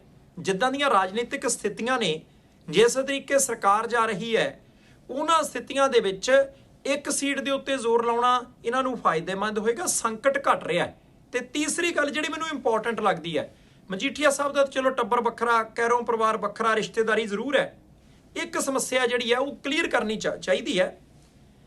ਜਿੱਦਾਂ ਪਿਛਲੇ ਸਮੇਂ ਦੇ ਵਿੱਚ ਆਪਾਂ ਦੇਖਿਆ ਕਿ ਭੁੰਦੜ ਸਾਹਿਬ ਰਾਜ ਸਭਾ ਦੇ ਮੈਂਬਰ, ਬੇਟਾ ਐਮਐਲਏ ਹੁੰਦਾ ਸੀ, ਕਿ ਟਿਕਟਾਂ ਦਾ ਹੀ ਮਸਲਾ ਹੈ, ਇੱਕ ਵਿਧਾਨ ਸਭਾ ਦੀ ਟਿਕਟ ਦਾ ਮਸਲਾ, ਕਿ ਸਾਰੀਆਂ ਟਿਕਟਾਂ ਦਾ ਮਸਲਾ ਹੈ, ਕਿ ਇੱਕ ਪਰਿਵਾਰ ਦੇ ਵਿੱਚੋਂ ਮੰਨ ਲਓ ਲੋਕ ਸਭਾ ਚੋਣ ਅੱਡ ਆਈ ਆ, ਵਿਧਾਨ ਸਭਾ ਅੱਡ ਆਈ ਆ, ਰਾਜ ਸਭਾ ਦੀ ਚੋਣ ਅੱਡ ਆਈ ਹੈ, ਉਦੋਂ ਵੀ ਹੋਣਾ। ਇਹਦੇ ਨਾਲ ਵਰਕਰਾਂ ਨੂੰ ਜੇ ਅੱਗੇ ਲਿਆਂਦਾ ਜਾਊਗਾ, ਜਿਹੜੇ ਸਾਫ਼ ਸੁਥਰੇ ਅਕਸ ਵਾਲੇ ਹੋਣਗੇ, ਅਕਾਲੀ ਦਲ ਦੇ ਤਾਕਤਵਰ ਹੋਣ ਦੀ ਸੰਭਾਵਨਾ ਵਧੂਗੀ। ਪਰ ਜੇ ਲੱਲੇ ਭੱਪੇ ਕੀਤੇ, ਕਿਉਂਕਿ ਪਿਛਲੇ ਸਮੇਂ 'ਚ ਆਪਾਂ ਬੜਾ ਦੇਖਿਆ, ਜਦੋਂ ਹੁੰਦਾ ਸੀ ਜੀ ਹੁਣ ਔਰਤਾਂ ਨੂੰ ਅੱਗੇ ਲਿਆਉਣਾ ਹੈ, ਬਹੁਤ ਸਾਰੀਆਂ ਸਿਆਸੀ ਪਾਰਟੀਆਂ 'ਚ ਔਰਤਾਂ ਕਿਹੜੀਆਂ ਅੱਗੇ ਆਉਂਦੀਆਂ ਸੀ? 90%। ਐਮਐਲਏ ਸਾਹਿਬ ਦੀ ਭੈਣ, ਐਮਐਲਏ ਸਾਹਿਬ ਦੇ ਮਾਤਾ ਜੀ, ਐਮਐਲਏ ਸਾਹਿਬ ਦੇ ਧਰਮ ਪਤਨੀ, ਜਾਂ ਕੋਈ ਵੀ ਉਹਨਾਂ ਦੇ ਪਰਿਵਾਰ ਦੀ ਔਰਤ। ਕੀ ਹੁਣ ਸ਼੍ਰੋਮਣੀ ਅਕਾਲੀ ਦਲ ਆਪਣੀਆਂ ਸ਼ਕਤੀਆਂ ਨੂੰ, ਆਪਣੇ ਅਧਿਕਾਰਾਂ ਨੂੰ ਆਮ ਵਰਕਰ ਜਿਨ੍ਹਾਂ ਦਾ ਬਹੁਤ ਜ਼ਿਆਦਾ ਕੋਈ ਖਾਨਦਾਨੀ ਸਿਆਸਤ ਦੇ ਨਾਲ ਸੰਬੰਧ ਨਹੀਂ, ਉਧਰਲੇ ਪਾਸੇ ਤੋਰੂਗਾ ਕਿ ਨਹੀਂ ਤੋਰੂਗਾ? ਬਹੁਤੀਆਂ ਚੀਜ਼ਾਂ ਇਹਦੇ ਤੇ ਨਿਰਭਰ ਕਰਨੀਆਂ। ਨਹੀਂ, ਦੇਖੋ ਇਹ ਬੜੀ ਬਰੀਕ ਲਾਈਨ ਹੈ ਵੀ ਇਹ ਕਿਵੇਂ ਖਿੱਚੀ ਜਾਊਗੀ, ਕਿਉਂਕਿ ਇਹ ਇੱਕ ਵੱਡਾ ਸਵਾਲ ਆ। ਇੱਕ ਵਾਰਾਂ ਤਾਂ ਸੁਖਬੀਰ ਸਿੰਘ ਬਾਦਲ ਸਾਹਿਬ ਨੇ ਕਹਿ ਤਾ ਕਿ ਇੱਕ ਪਰਿਵਾਰ 'ਚ ਇੱਕ ਹੀ ਟਿਕਟ ਹੈ, ਪਰ ਪਰਿਵਾਰ ਦੇ ਵਿੱਚ ਟਿਕਟਾਂ ਕਈ ਤਰ੍ਹਾਂ ਦੀਆਂ ਹੁੰਦੀਆਂ, ਲੋਕ ਸਭਾ ਦੀ ਵੱਖਰੀ, ਵਿਧਾਨ ਸਭਾ ਦੀ ਵੱਖਰੀ, ਰਾਜ ਸਭਾ ਦੀ ਵੱਖਰੀ, ਫਿਰ ਥੱਲੇ ਉਸ ਤੋਂ ਬਾਅਦ ਚੇਅਰਮੈਨੀਆਂ ਤੇ ਹੋਰ ਕਈ ਤਰ੍ਹਾਂ ਦੇ ਕੈਬਨਿਟ ਰੈਂਕ ਹੋ ਗਏ, ਫਿਰ ਉਸ ਤੋਂ ਬਾਅਦ ਥੱਲੇ ਲੈਵਲ ਦੇ ਉੱਪਰ ਕਈ ਤਰ੍ਹਾਂ ਦੀਆਂ ਅਹੁਦੇਦਾਰੀਆਂ। ਉਹ ਕਿਵੇਂ ਸਾਰਾ ਕੁਝ ਡਿਸਾਈਡ ਹੁੰਦਾ, ਜਦੋਂ ਉਹ ਸਾਹਮਣੇ ਆਊਗਾ ਸਟਰਕਚਰ, ਤੇ ਹੋ ਸਕਦਾ ਕਿ ਅਕਾਲੀ ਦਲ ਦੇ ਵਰਕਰਾਂ ਨੂੰ ਕਲੀਅਰ ਹੋ ਜਾਵੇ ਗੱਲ। ਪਰ ਇੱਕ ਗੱਲ ਮੈਨੂੰ ਇੱਥੇ ਵੀ ਲੱਗਦੀ ਹੈ ਕਿ ਵੀ ਜਿਵੇਂ ਉਹਨਾਂ ਨੇ ਇੱਕ ਗੱਲ ਇਹ ਕਲੀਅਰ ਕੀਤੀ ਵੀ ਅਹੁਦੇਦਾਰੀਆਂ ਜਿਹੜੀਆਂ ਦਿੱਤੀਆਂ ਜਾਣੀਆਂ, ਉਹਦੇ 'ਚ ਜਿਹੜੇ ਬੰਦੇ ਹੋਣਗੇ ਉਹ ਸਾਬਤ ਸੂਰਤ ਹੋਣੇ ਚਾਹੀਦੇ ਆ। ਇਹ ਵੀ ਇੱਕ ਚੰਗਾ ਪੱਖ ਹੈ, ਕਿਉਂਕਿ ਪਿਛਲੇ ਸਮੇਂ ਦੇ ਵਿੱਚ ਅਕਾਲੀ ਦਲ ਦੇ ਵਿੱਚੋਂ ਗਏ ਲੋਕ ਹੀ ਇਸ ਚੀਜ਼ ਦਾ ਦੋਸ਼ ਲਾਉਂਦੇ ਰਹੇ ਸੀ ਕਿ ਜਦੋਂ ਆਪਾਂ ਪਹਿਲਾਂ ਕਿਤੇ ਅਕਾਲੀ ਦਲ ਦੀ ਗੱਲ ਕਰਦੇ ਹੁੰਦੇ ਸੀ ਤਾਂ ਜਹੇਦਾਰ ਸਾਹਿਬ ਦੀ ਤਸਵੀਰ ਜਿਹੜੀ ਉਹ ਸਾਹਮਣੇ ਆਉਂਦੀ ਹੁੰਦੀ ਸੀ ਵੀ ਹਾਂ ਬਈ ਇਹ ਸਾਬਤ ਸੂਰਤ ਸਿੱਖ ਹੈ ਤੇ ਇਹ ਜਹੇਦਾਰ ਫਲਾਨਾ ਜੀ ਨੇ। ਪਰ ਹੁਣ ਕਹਿੰਦੇ ਕਿ ਉਸ ਤੋਂ ਬਾਅਦ ਜਿਹੜਾ ਅਕਾਲੀ ਦਲ ਸੀਗਾ ਉਹਦਾ ਇੱਕ ਵੱਖਰਾ ਹੀ ਰੂਪ ਸਾਹਮਣੇ ਆਉਣ ਲੱਗ ਪਿਆ ਵੀ ਯਾਰ ਬੰਦੇ ਦਾ ਪਤਾ ਹੀ ਨਹੀਂ ਸੀ ਲੱਗਦਾ ਵੇਖ ਕੇ ਵੀ ਯਾਰ ਇਹ ਅਕਾਲੀ ਦਲ ਦਾ ਵੀ ਹੋ ਸਕਦਾ। ਉਹਦੇ ਜਿਹੜਾ ਉਹਨਾਂ ਨੇ ਕਿਹਾ ਕਿ ਹੁਣ ਸਾਬਤ ਸੂਰਤ ਜਿਹੜੇ ਅਹੁਦੇਦਾਰ ਨੇ ਉਹ ਹੋਣਗੇ, ਉਹ ਵੀ ਚੰਗੀ ਗੱਲ ਹੈ।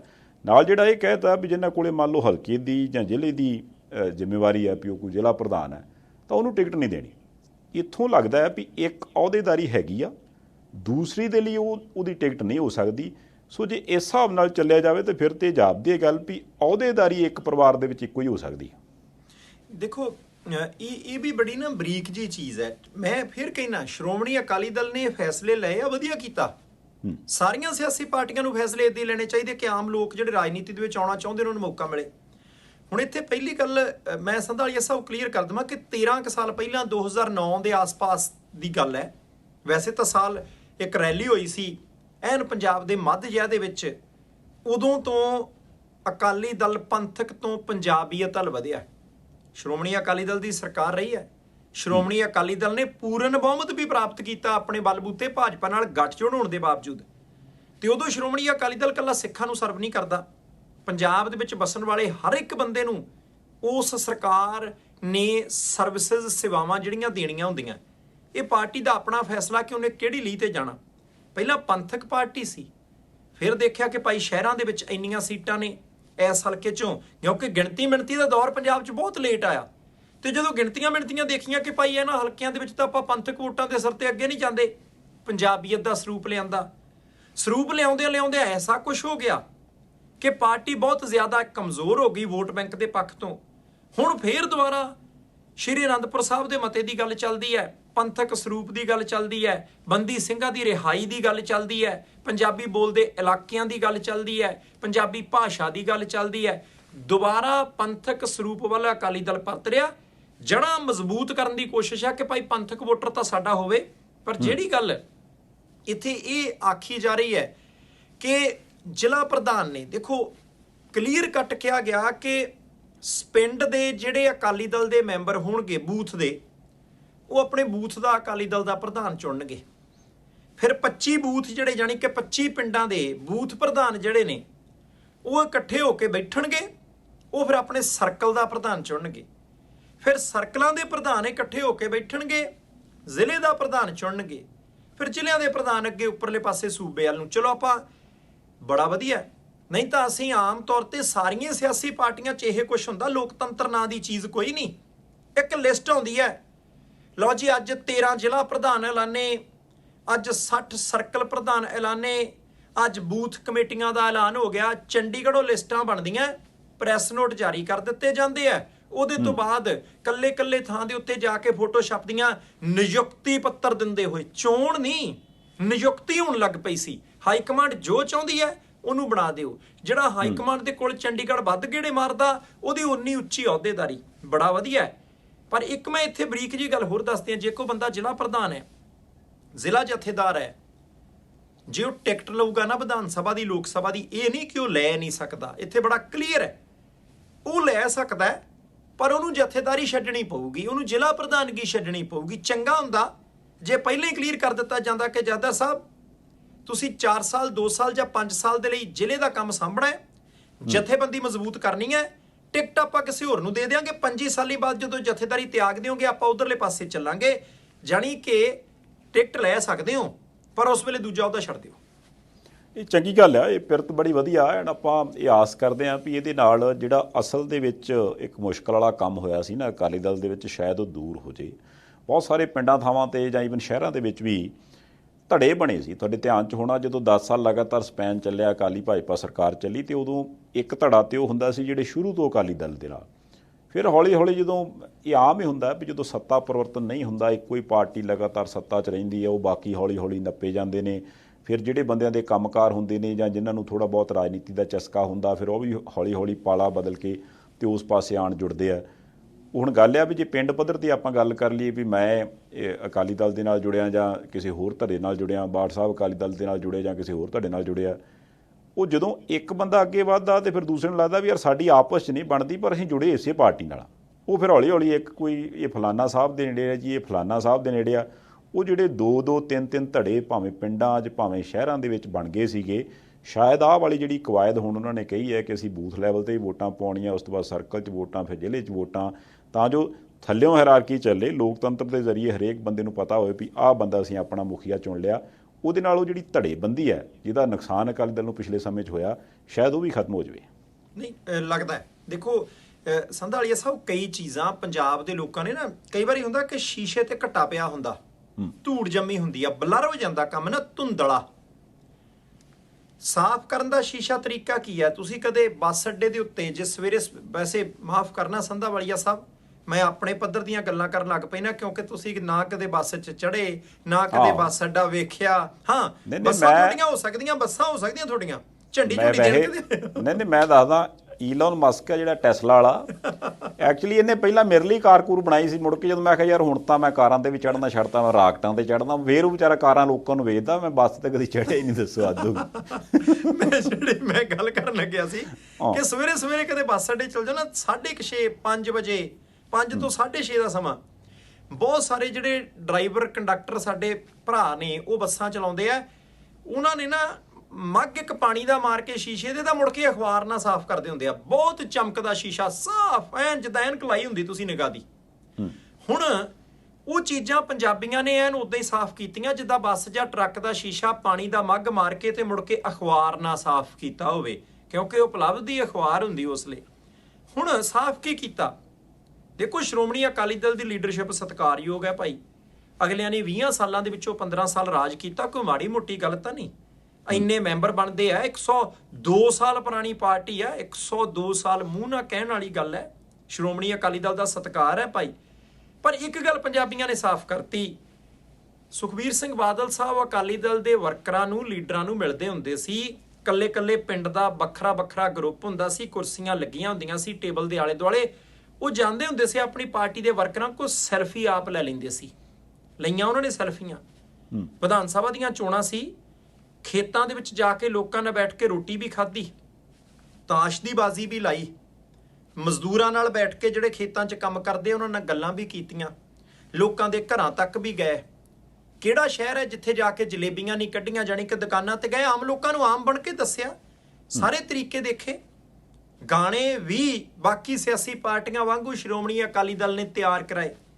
ਵੀਰ ਸੁਖਬੀਰ ਵਾਲਾ ਗੀਤ ਸਭ ਤੋਂ ਪਹਿਲਾਂ ਪੰਜਾਬ ਦੀ ਵਿਧਾਨ ਸਭਾ ਚੋਣ ਦੇ ਵਿੱਚ ਉਹਨਾਂ ਦਾ ਚੱਲ ਪਿਆ ਸੀ। ਇਹਦੇ ਤੋਂ ਇਲਾਵਾ ਇੱਕ ਮੈਂਬਰਸ਼ਿਪ ਦੀ ਡਰਾਈਵ ਸੀ ਕਿ ਤੁਸੀਂ ਭਾਈ ਮੈਂਬਰ ਬਣਾਉਣੇ ਆ, ਇੱਕ ਮੈਂਬਰ ਦੀ ਇੰਨੀ ਫੀਸ ਆ, ਫਿਰ ਚੈੱਕ ਦਾ ਚਰਚਾ ਚੱਲ ਪਿਆ ਕਿ ਉਹਨਾਂ ਦਾ ਚੈੱਕ ਚਾਹੀਦਾ, ਨਾਲ ਬੋਗਸ ਮੈਂਬਰ ਨਾ ਹੋਵੇ। ਉਹ ਠੀਕ ਹੈ, ਮੈਂਬਰ ਬਣੇ ਬਹੁਤ ਸਾਰੇ, ਉਹਨਾਂ ਦੇ ਆਧਾਰ ਦੇ ਉੱਤੇ ਆਪਾਂ ਪ੍ਰਧਾਨਗੀਆਂ, ਜਥੇਦਾਰੀਆਂ ਦਿੱਤੀਆਂ, ਪਰ ਕਿਤੇ ਨਾ ਕਿਤੇ ਸ਼੍ਰੋਮਣੀ ਅਕਾਲੀ ਦਲ ਜਿਹੜਾ ਨਾ, ਉਹਦੀ ਜਿਹੜੀ ਇੱਕ ਸਿਧਾਂਤਕ ਰਵਾਇਤ ਸੀ, ਇੱਕ ਸਿਧਾਂਤਕ ਤਾਕਤ ਸੀ, ਅਕਾਲੀ ਦਲ ਦੀ ਵਿਚਾਰਧਾਰਕ ਤਾਕਤ ਸੀ, ਉਹ ਹੇਠਲੇ ਪਾਸਿਓਂ ਮੁੱਕ ਗਈ। ਹੁਣ ਜਿਹੜੇ ਬੰਦੇ ਦਾ ਕਾਰੋਬਾਰ ਹੈ ਬਈ, ਕਾਰੋਬਾਰ ਦੇ ਨਾਲ ਬਹੁਤ ਸਾਰੇ ਲੋਕ ਜੁੜੇ ਹੁੰਦੇ ਆ, ਅਗਲੇ ਸਾਰੇ ਕਹਿਣਗੇ ਜੀ ਦਿਓ ਤੁਹਾਨੂੰ ਮੈਂਬਰ ਬਣਾਉਣਾ ਜਾਂ ਚੈੱਕ ਦਿਓ। ਇਹਦਾ ਮਤਲਬ ਜਿਹੜਾ ਆਰਥਿਕ ਤੌਰ ਤੇ ਕਮਜ਼ੋਰ ਆ ਪਰ ਵਿਚਾਰਧਾਰਕ ਤੌਰ ਦੇ ਉੱਤੇ ਮਜ਼ਬੂਤ ਹੈ, ਉਹ ਬੰਦਾ ਤਾਂ ਪਿਛਾਂਹ ਰਹਿ ਗਿਆ। ਅਸੀਂ ਤਾਂ ਇਹੀ ਬੇਨਤੀ ਕਰਦੇ ਹਾਂ ਕਿ ਸ਼੍ਰੋਮਣੀ ਅਕਾਲੀ ਦਲ ਉਹਨਾਂ ਸਾਰੀਆਂ ਚੀਜ਼ਾਂ ਦਾ ਐਨਾਲਿਸਿਸ ਕਰੇ, ਕਰ ਵੀ ਲਿਆ ਹੋਊਗਾ ਕਿ ਭਾਈ ਆਹ ਸਾਰੀਆਂ ਚੀਜ਼ਾਂ ਜਦੋਂ ਫੇਲ ਸਾਬਿਤ ਹੋ ਗਈਆਂ, ਇਹਦਾ ਮਤਲਬ ਪੰਜਾਬ ਦੇ ਲੋਕਾਂ ਦੇ ਮੁੱਦੇ ਉਹ ਵੀ ਗਰਾਊਂਡ ਦੇ ਉੱਤੇ ਬੈਠ ਕੇ, ਕਿਉਂਕਿ ਅਕਾਲੀ ਦਲ ਇਦਾਂ ਨਹੀਂ ਸੀ ਕਿ ਗੋਲ ਟੇਬਲ ਲੱਗਾ ਉੱਤੇ ਚਿੱਟੀ ਚਾਦਰ ਆ, ਆਲੇ ਦੁਆਲੇ ਕੁਰਸੀਆਂ ਲੱਗੀਆਂ ਤੇ ਉੱਥੇ ਵਰਕਰ ਬੈਠਾ। ਅਕਾਲੀ ਦਲ ਦੇ ਵਰਕਰ ਦਰੀਆਂ ਤੇ ਬਹਿੰਦੇ ਸੀ। ਅਕਾਲੀ ਦਲ ਦੇ ਵਰਕਰ ਤਾਂ ਜ਼ਮੀਨ ਨਾਲ ਜੁੜੇ ਸੀ, ਉਹ ਤਾਂ ਖੇਤੀਬਾੜੀ ਨਾਲ ਜੁੜੇ ਸੀ, ਉਹ ਤਾਂ ਛੋਟਾ ਦੁਕਾਨਦਾਰ ਸੀ। ਉਹਨਾਂ ਦੇ ਹੱਥੋਂ ਖਿਸਕ ਕੇ ਕੰਮ ਕਿੱਧਰਲੇ ਪਾਸੇ ਚਲੇ ਗਿਆ, ਇਹ ਹੀ ਸੋਚ ਵਿਚਾਰ ਲਿਆ ਜਾਵੇ, ਕੰਮ ਉੱਪਰ ਨੂੰ ਹੋ ਜੂ। ਇੱਕ ਛੋਟੀ ਜਿਹੀ ਤਸਵੀਰ ਬਣਾਉਣ ਦੀ ਆਪਾਂ ਕੋਸ਼ਿਸ਼ ਕਰਦੇ ਹਾਂ, ਸ਼ਾਇਦ ਉਹ ਤੋਂ ਸ਼੍ਰੋਮਣੀ ਅਕਾਲੀ ਦਲ ਦੀ ਲੀਡਰਸ਼ਿਪ ਵੀ ਸੁਣਦੀ ਹੁੰਦੀ ਹੈ ਜੀ, ਸ਼ਾਇਦ ਤੁਹਾਡੇ ਤੱਕ ਵੀ ਇਹ ਮੈਸੇਜ ਸੁਨੇਹਾ ਪਹੁੰਚੇ। ਹੁਣ ਕੀ ਹੋ ਗਿਆ ਕਿ ਆਮ ਤੌਰ 'ਤੇ ਜੇ ਤੁਸੀਂ ਕਿਸੇ ਵੀ ਲੀਡਰਸ਼ਿਪ ਦੀ ਆਪਾਂ ਗੱਲ ਕਰ ਲਓ, ਕਿਸੇ ਸਾਰੀਆਂ ਪਾਰਟੀਆਂ 'ਚ ਲਗਭਗ ਇਹੋ ਕੁਝ ਹੋ ਗਿਆ, ਪਰ ਅਕਾਲੀ ਦਲ ਪਰ ਅਸੀਂ ਤਾਂ ਕਰਕੇ ਕਹਿੰਦੇ ਹਾਂ ਕਿਉਂਕਿ ਕਾਂਗਰਸ ਤੋਂ ਬਾਅਦ ਜੇ ਇੰਡੀਆ ਦੀ ਸਭ ਤੋਂ ਪੁਰਾਣੀ ਪਾਰਟੀ ਤੇ ਉਹ ਅਕਾਲੀ ਦਲ ਹੈ। ਉਸ ਪਾਰਟੀ ਦੇ ਪਹਿਲੇ ਜਥੇਦਾਰ ਕਿੱਦਾਂ ਦੇ ਹੁੰਦੇ ਸੀ ਵੀ ਆਮ ਸਧਾਰਨ ਬਾਪੂ, ਜੇ ਕਿਤੇ ਮਾੜਾ ਮੋਟ ਕੋ ਕੁੜਤਾ ਪਜਾਮਾ ਉਹਨੂੰ ਖੁੰਗੀ ਵੀ ਲੱਗੀ ਆ ਤੇ ਲੱਗੀ ਆ, ਪੱਗ ਜੇ ਥੋੜ੍ਹਾ ਬਹੁਤ ਲੜਕੇ ਦੇ 2-4 ਵਾਰ ਬੰਨਣ ਕਰਕੇ ਮੈਲਾ ਤੇ ਮੈਲਾ, ਕੋਈ ਗੱਲ ਨਹੀਂ, ਲੀਡਰ ਹੈ ਉਹ, ਮਤਲਬ ਲੀਡਰ ਹੈ, ਉਹਦਾ ਸਤਿਕਾਰ ਹੈ। ਆ ਪਿਛਲੇ ਸਮੇਂ 'ਚ ਕੀ ਹੋ ਗਿਆ ਸੀ ਵੀ ਕੁੜਤਾ ਪਜਾਮਾ ਵੀ ਇੱਕ ਪਰਟੀਕੂਲਰ ਜਿਹੜਾ ਦਰਜੀ ਹੈ ਜੀ ਉਹਨੇ ਸੀ ਕੇ ਦੇਣਾ, ਗੱਡੀ ਵੀ ਇੱਕ ਫਲਾਨੀ ਤਰ੍ਹਾਂ ਦੀ ਚਾਹੀਦੀ ਹੈ, ਨੰਬਰ ਵੀ ਉੱਤੇ ਫਲਾਨਾ ਹੀ ਚਾਹੀਦਾ, ਕੋਈ ਸਧਾਰਨ ਜੇ ਨੰਬਰ ਵਾਲੀ ਟੁੱਟੀ ਜੀ ਗੱਡੀ ਵਾਲਾ ਤਾਂ ਲੀਡਰ ਹੀ ਨਹੀਂ ਗਿਣਦੇ ਇਹਨਾਂ ਨੂੰ। ਜੇ ਕਿਤੇ ਮੰਨ ਲਓ ਆਉਣ ਵਾਲੇ ਟਾਈਮ ਦੇ ਵਿੱਚ ਇੱਦਾਂ ਦੀ ਤਸਵੀਰ ਹੋਵੇ ਕਿ ਵੀ ਜੇ ਇਸੇ ਤਰ੍ਹਾਂ ਹੀ ਲੋਕਤੰਤਰੀ ਤਰੀਕੇ ਨਾਲ ਲੀਡਰ ਚੁਣਿਆ ਜਾਵੇ ਵੀ ਨਹੀਂ ਜੀ ਆਪਣੇ ਫਲਾਨਾ ਜੀ ਲੀਡਰ ਨੇ, ਤੇ ਤੁਸੀਂ ਕਿਤੇ ਸੜਕ ਤੇ ਜਾਂਦੇ ਇਹ ਦੇਖੋ ਵੀ 3 ਵੱਡੀਆਂ ਗੱਡੀਆਂ ਰੁਕਣ, ਉਹਦੇ 'ਚੋਂ ਉੱਦਾਂ ਦੇ ਹੀ ਚਿੱਟੇ ਕੱਪੜਿਆਂ ਵਾਲੇ ਲੀਡਰ ਨਿਕਲ ਆਉਣ, ਕੋਈ ਇਤਰਾਜ਼ ਨਹੀਂ, ਤੇ ਉਸ ਤੋਂ ਬਾਅਦ ਉਹ ਆਵਾਜ਼ ਮਾਰਨ ਜਾਂ ਉੱਥੇ ਵੇਟ ਕਰਨ ਵੀ ਯਾਰ ਉਹ ਜਿਹੜਾ ਬੰਦਾ ਉੱਥੇ ਕਈ ਨਾਲ ਵੱਟ ਛਾਂਗਦਾ ਪਿਆ ਜਾਂ ਕੋਈ ਵੈਸੇ ਆਪਣੀ ਜ਼ਮੀਨ 'ਚ ਕੰਮ ਕਰਦਾ ਪਿਆ ਯਾਰ ਉਹਦੇ ਤੱਕ ਕੰਮ ਆ, ਤੇ ਦੂਰੋਂ ਆਵਾਜ਼ ਦੇਣ ਵੀ ਜਥੇਦਾਰ ਜੀ ਤੁਹਾਡੇ ਤੱਕ ਕੰਮ ਸੀਗਾ ਸਰ, ਆਇਓ ਮਾੜਾ ਜਿਹਾ, ਉਹ ਆਖੇ ਵੀ ਹਾਂਜੀ ਰੋਕਿਓ 5 ਮਿੰਟ ਬੱਲਿਆ ਇੱਥੇ ਸ਼ਾਮੇ ਬਹਿ ਜਾਓ ਤੇ ਮੈਂ ਆਉਣਾ, ਫਿਰ ਆਪਾਂ ਕਰਦੇ ਹਾਂ। ਉੱਥੇ ਗੱਲ ਇਹ ਹੋਵੇ ਵੀ ਬੰਦੇ ਦੀ ਸ਼ਖਸੀਅਤ ਦਾ, ਉਹਦੇ ਵਿਅਕਤੀਤਵ ਦਾ ਸਤਿਕਾਰ ਆ, ਕਿਉਂਕਿ ਬਾਕੀ ਸਾਰੇ ਲੋਕਾਂ ਨੇ ਉਹਨੂੰ ਆਪਣਾ ਲੀਡਰ ਚੁਣਿਆ, ਉਹਦਾ ਆਰਥਿਕਤਾ ਨਾਲ ਕੋਈ ਲੈਣਾ ਦੇਣਾ ਹੈ ਨਹੀਂ। ਹਾਂ ਗੱਡੀਆਂ ਵੱਡੀਆਂ ਵਾਲੇ ਬੰਦੇ ਹੋਰ ਹੋ ਸਕਦੇ ਆ, ਪਰ ਲੀਡਰੀ ਦੇ ਵਿੱਚ ਉਸ ਬੰਦੇ ਦਾ ਸਤਿਕਾਰ ਹੈ। ਜੇ ਤੇ ਇਹੋ ਜਿਹੀ ਤਸਵੀਰ ਦੁਬਾਰਾ ਵਾਪਸ ਬਣਾਉਣ ਦੇ ਵਿੱਚ ਅਕਾਲੀ ਦਲ ਕਾਮਯਾਬ ਹੋ ਗਿਆ ਤੇ ਮੈਨੂੰ ਨਹੀਂ ਲੱਗਦਾ ਵੀ ਕੋਈ ਬਹੁਤਾ ਸਮਾਂ ਲੱਗੇ ਅਕਾਲੀ ਦਲ ਨੂੰ ਰਿਵਾਈਵ ਹੁੰਦਿਆਂ। ਦੇਖੋ ਸੰਧਾਲੀਆ ਸਾਹਿਬ, ਅਸੀਂ ਤਾਂ ਕਹਿੰਦੇ ਆ ਕਿ ਸਾਰੀਆਂ ਧਿਰਾਂ, ਭਾਜਪਾ, ਆਮ ਆਦਮੀ ਪਾਰਟੀ, ਕਾਂਗਰਸ, ਬਹੁਜਨ ਸਮਾਜ ਪਾਰਟੀ, ਸ਼੍ਰੋਮਣੀ ਅਕਾਲੀ ਦਲ ਅੰਮ੍ਰਿਤਸਰ, ਹੋਰ ਜਿੰਨੀਆਂ ਵੀ ਸਿਆਸੀ ਧਿਰਾਂ ਨੇ, ਸਾਰੀਆਂ ਧਿਰਾਂ ਬਰਾਬਰ ਦੌੜਨ। ਜਿੱਦਾਂ ਆਪਾਂ ਕਹਿੰਦੇ ਹੁੰਦੇ ਕਿ ਮੀਡੀਆ ਅਦਾਰੇ ਵੱਧ ਤੋਂ ਵੱਧ ਮਜ਼ਬੂਤ ਹੋਣ, ਤਾਕਤਵਰ ਹੋਣ ਭਾਈ ਸਾਰੇ। ਜਿੰਨੀਆਂ ਪਾਰਟੀਆਂ ਤਾਕਤਵਰ ਹੋਣਗੀਆਂ, ਚਾਹੇ ਸੱਤਾਧਾਰੀ ਨੇ ਚਾਹੇ ਵਿਰੋਧੀ ਨੇ, ਇੱਕ ਦੂਜੇ ਦਾ ਪੈੜ ਨੱਪਣਗੀਆਂ ਕਿ ਭਾਈ ਸਰਕਾਰ ਚੰਗਾ ਕੰਮ ਕਰੂ, ਵਿਰੋਧੀ ਧਿਰ ਸਾਨੂੰ ਮਜ਼ਬੂਤ ਚਾਹੀਦੀ ਹੈ। ਅਕਾਲੀ ਦਲ ਖੇਤਰੀ ਪਾਰਟੀ ਆ, ਖੇਤਰ ਦੀ ਆਵਾਜ਼ ਬੁਲੰਦ ਕਿਸੇ ਵੇਲੇ ਬਹੁਤ ਚੰਗੇ ਤਰੀਕੇ ਨਾਲ ਕਰਦੀ ਸੀ। ਲੋੜ ਹੈ ਬਾਈ ਸਾਨੂੰ ਸਿਆਸੀ ਪਾਰਟੀਆਂ ਦੀ।